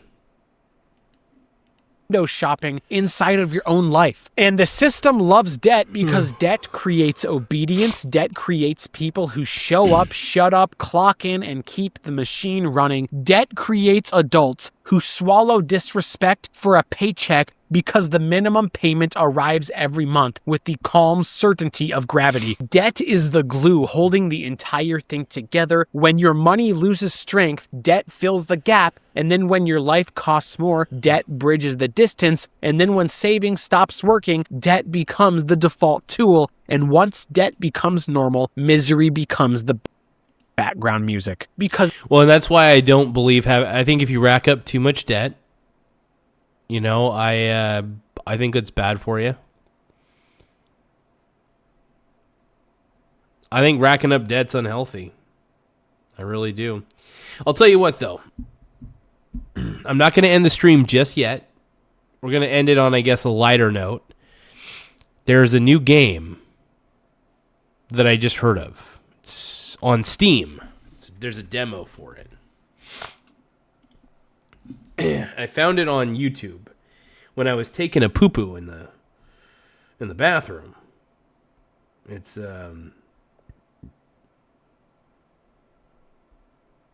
Antivirus Survivors 2003. So let's see.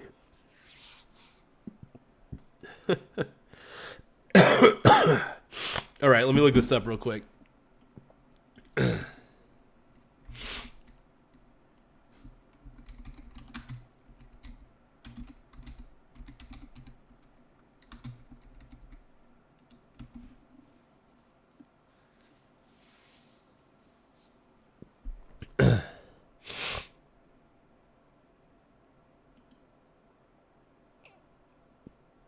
Oh, here's the full game. Is this the full game? Okay, so the planned release date is Q2 2026. What's the price going to be?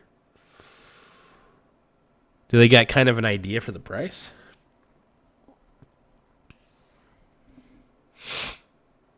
Like if it's one of those dollar games, that's okay. Ooh. Oh boy. Ugh.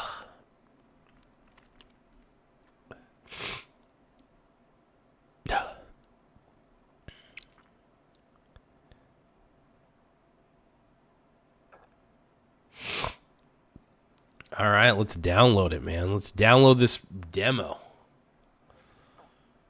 Plenty of space. Let's do this. Yeah.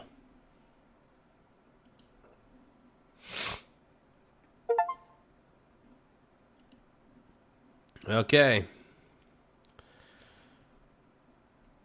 Now this is a demo. Let me see if I can actually get this to play on here.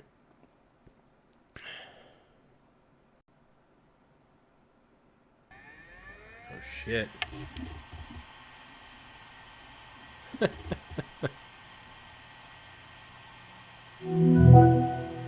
No way. This is great. Hold on, let me see if I can actually give me 1 second here. This is hilarious. No fucking way. I'm gonna keep it over here so I can see if we can. One moment, everybody. This is funny.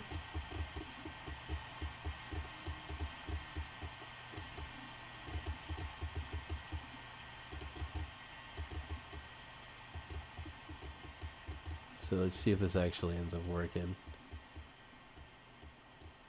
Hold on.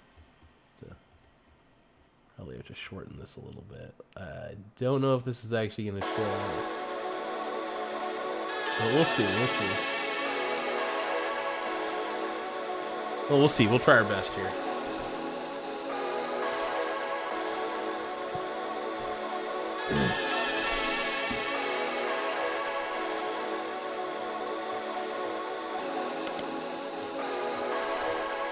Okay, so it's not showing up on here. What the hell? You know what I can do? I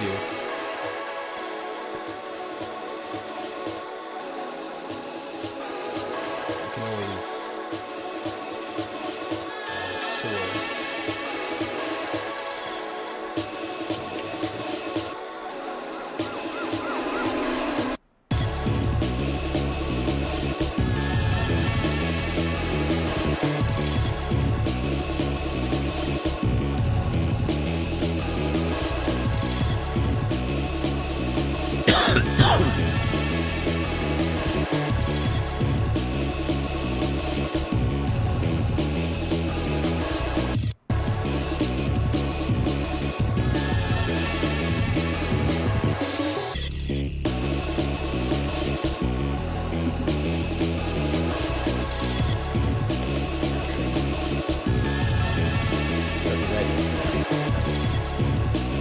game capture is absolutely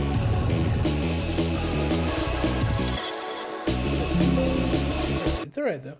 It's okay. It does what it does.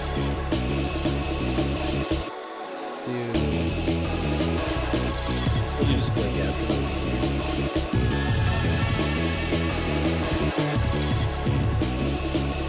There we go.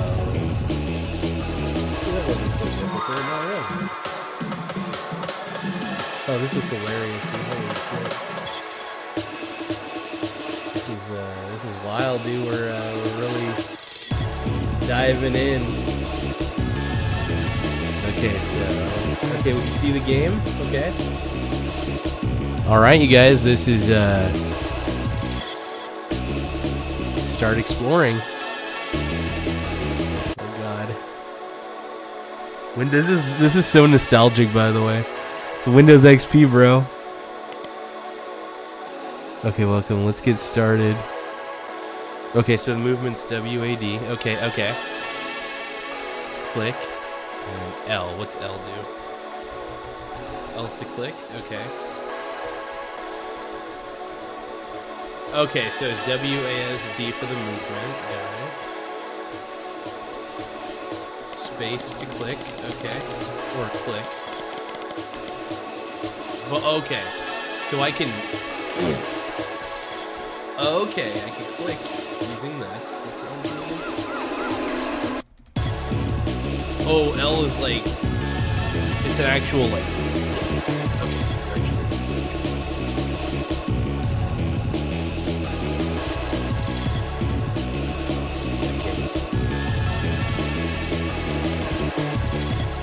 Show stats, close pause. Okay, this is great. Let's actually, I'm just gonna use keyboard only.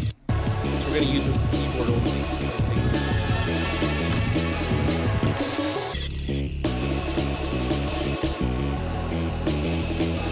We'll go linear. Let's go. Folder 3. Go cursor class default. Oh, yeah.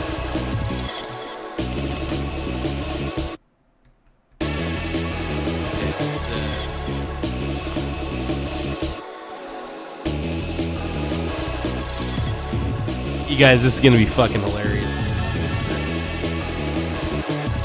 Let me know if you guys could actually see the game well.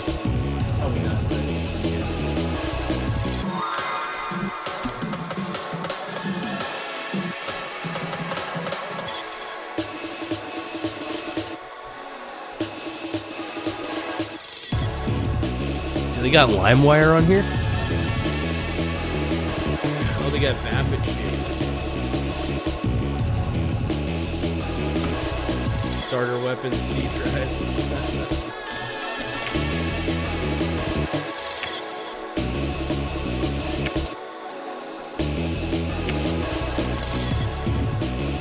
Shit, dude. This is amazing, dude. Oh my god. Is this ski free? Holy shit, no. I'm giving the system viruses, dude. Oh shit, what did I do? Fucking shit. Okay, let's keep going, okay. Oh, KJ. Oh no.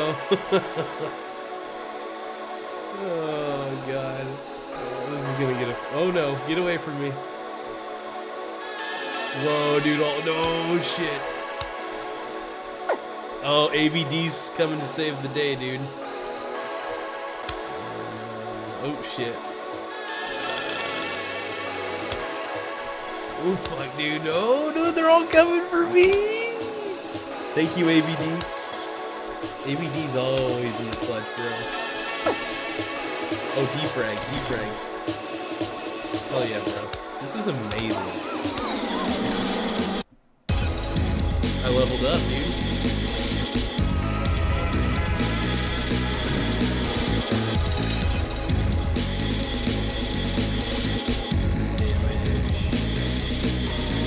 Alright, cool weapon damage.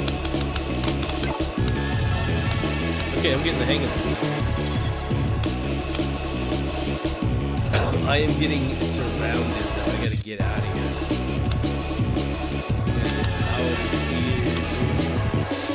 Will we ever get out of here? Dude, AVD is saving the day.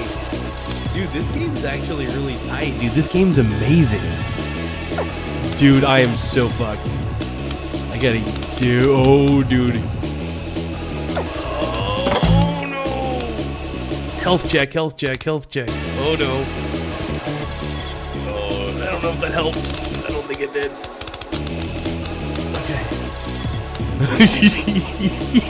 No! Oh, dude! Oh my god! You see the DDL files, big wave. Oh, dude, we did it, dude. This is hilarious, dude. This is called, what was this called again? Antivirus software, like, professional 2003. This is amazing, dude. I'm getting big levels of nostalgia just from the interface alone. I love it.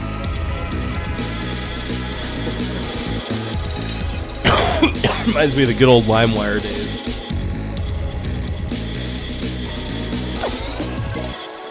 Okay, we gotta get out of here.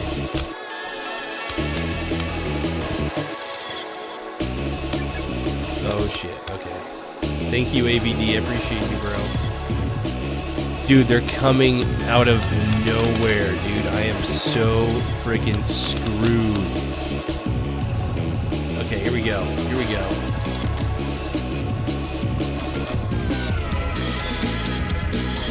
Oh, I'm getting plugins, dude. I'm getting plugins.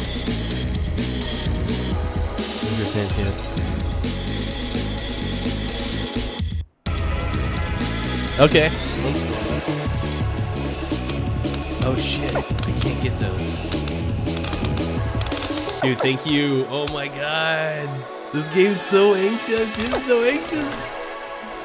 I mean, this is actually the most fun I've had in a while, so. Yeah, this is so cool. Whoever developed this game, I want to give them big kudos, dude. This is amazing. Honestly, if the game's like super affordable, if it's only like $1 or $2, I'll download it. I'll stream that shit, dude. This is amazing. ABD, dude, you gotta help me out, bro. Oh, Keygen.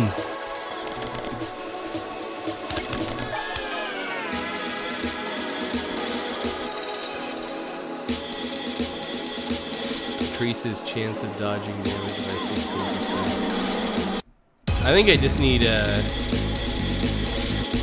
think I need my cursor speed increased.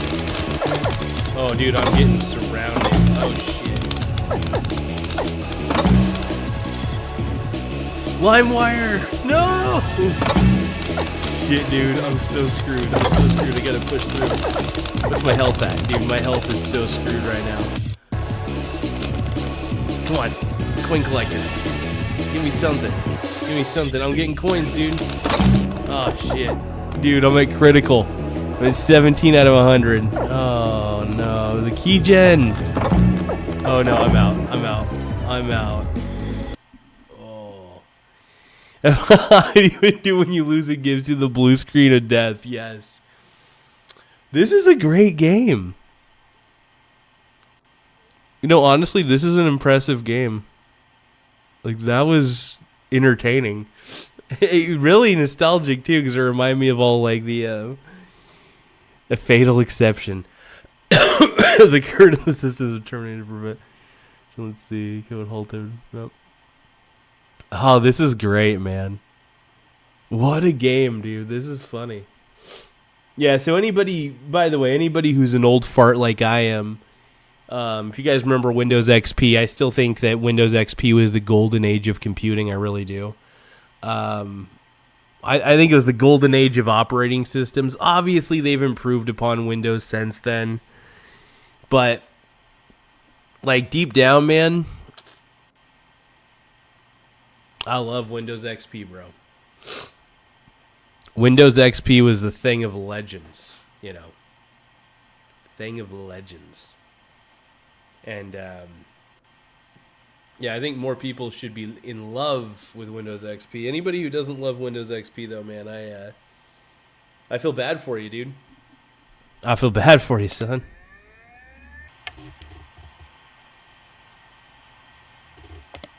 Oh, yeah, Antivirus Survivors 2003 is the game.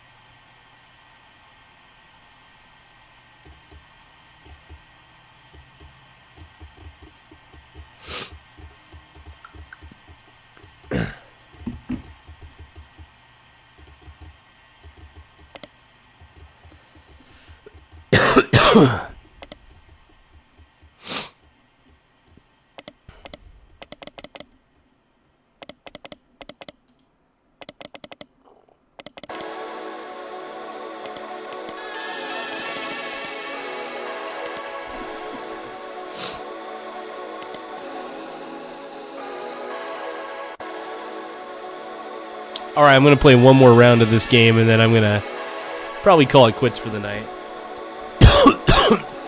I'm a little tired.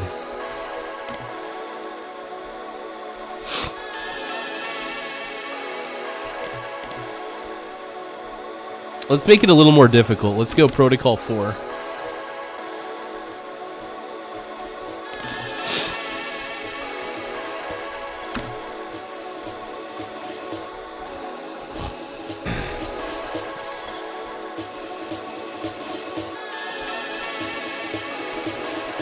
You know what? I'm going to use the C drive. I'm going to see if the C drive can help me out.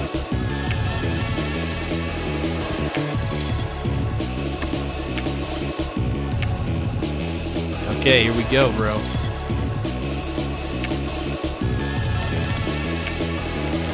Oh, pointer trails, yes. Big wave. Oh, here we go, dude. I'm leveling up. Big wave. Oh, dude. It's basically BitTorrent, it looks like. That's hilarious, dude. Completed some downloads, bro. Okay, dude. Oh. Level up. Crit chance. Let's see. C drive amount. Let's get more C drive on the...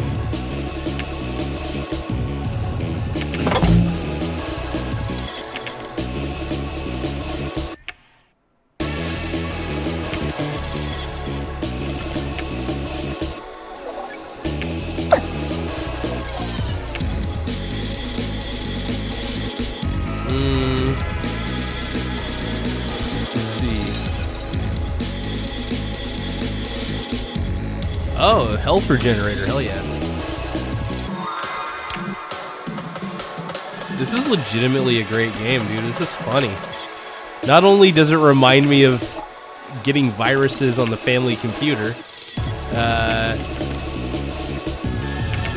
hilarious, man. This is great. This is so fucking funny. Yeah, whoever programmed this, man, kudos to you, man. Oh, is that a RAR file? Okay, so I can't really get to that, but we're gonna get the keygen, and then this, and oh, download some RAM. Oh crap! Hold on, you guys. I gotta escape from this. Kind of losing life.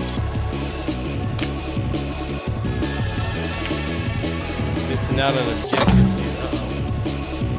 Uh oh. Time is run. Oh, dude, no, they're all coming for me. They're all coming. Keygen. Oh shit. Oh shit. No!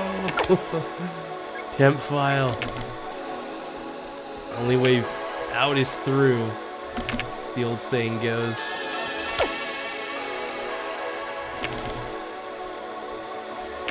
Installer. Okay. Whew. Preparing an installation.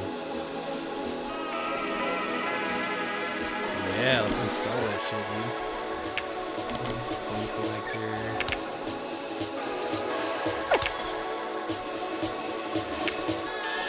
Oh, LimeWire.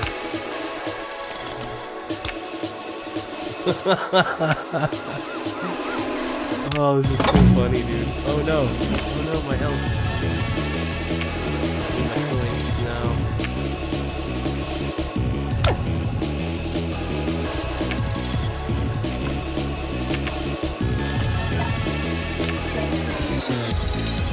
Kind of almost there here.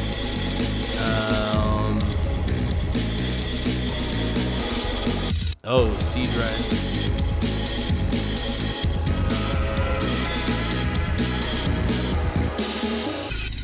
Let's go with C drive refresh. Damn it. Oh, hold on.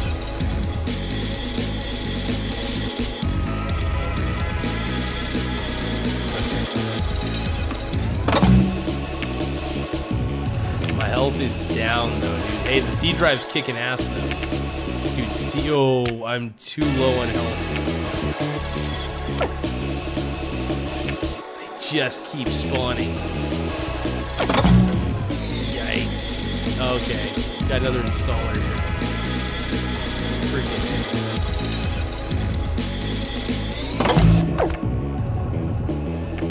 it. This is fabulous, man. This this game's amazing.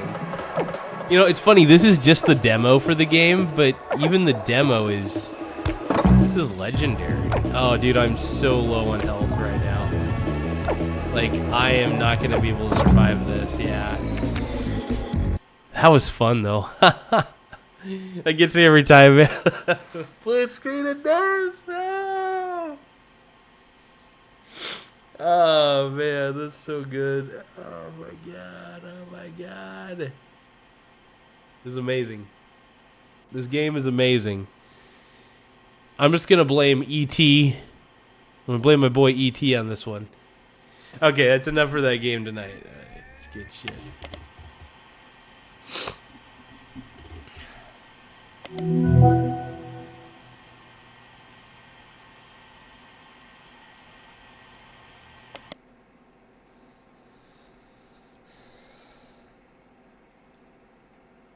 That was wild.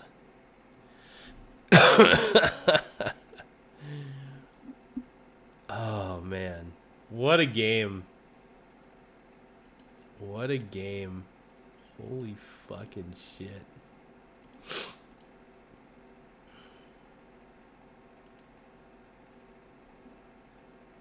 I gotta fix this real quick.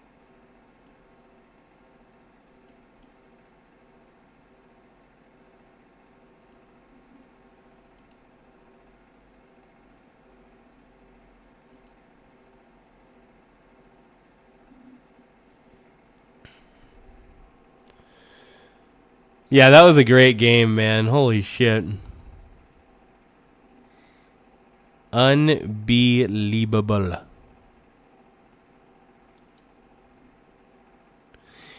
Oh, should we finish the rest of this?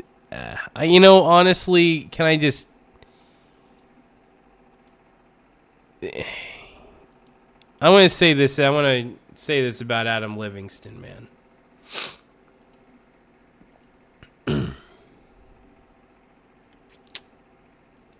I don't think this guy's a bad person. I do feel bad for him in the sense that either he's a scammer or he doesn't know he's scamming, right? He may be somebody who like legitimately believes that Bitcoin's the solution. At the end of the day,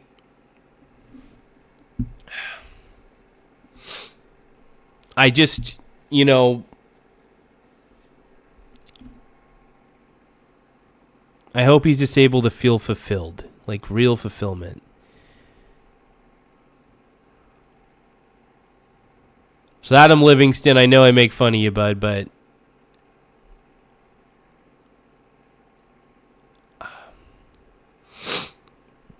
I just hope you stop convincing the youngins to gamble. You know, stop it. You know, it's not a good thing.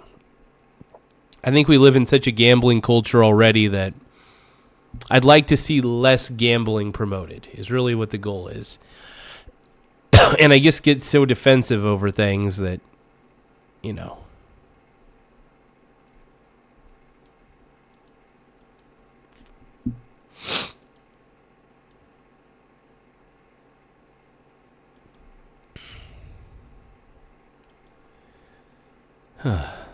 Anyway, thank you guys for always being incredible people. And hell,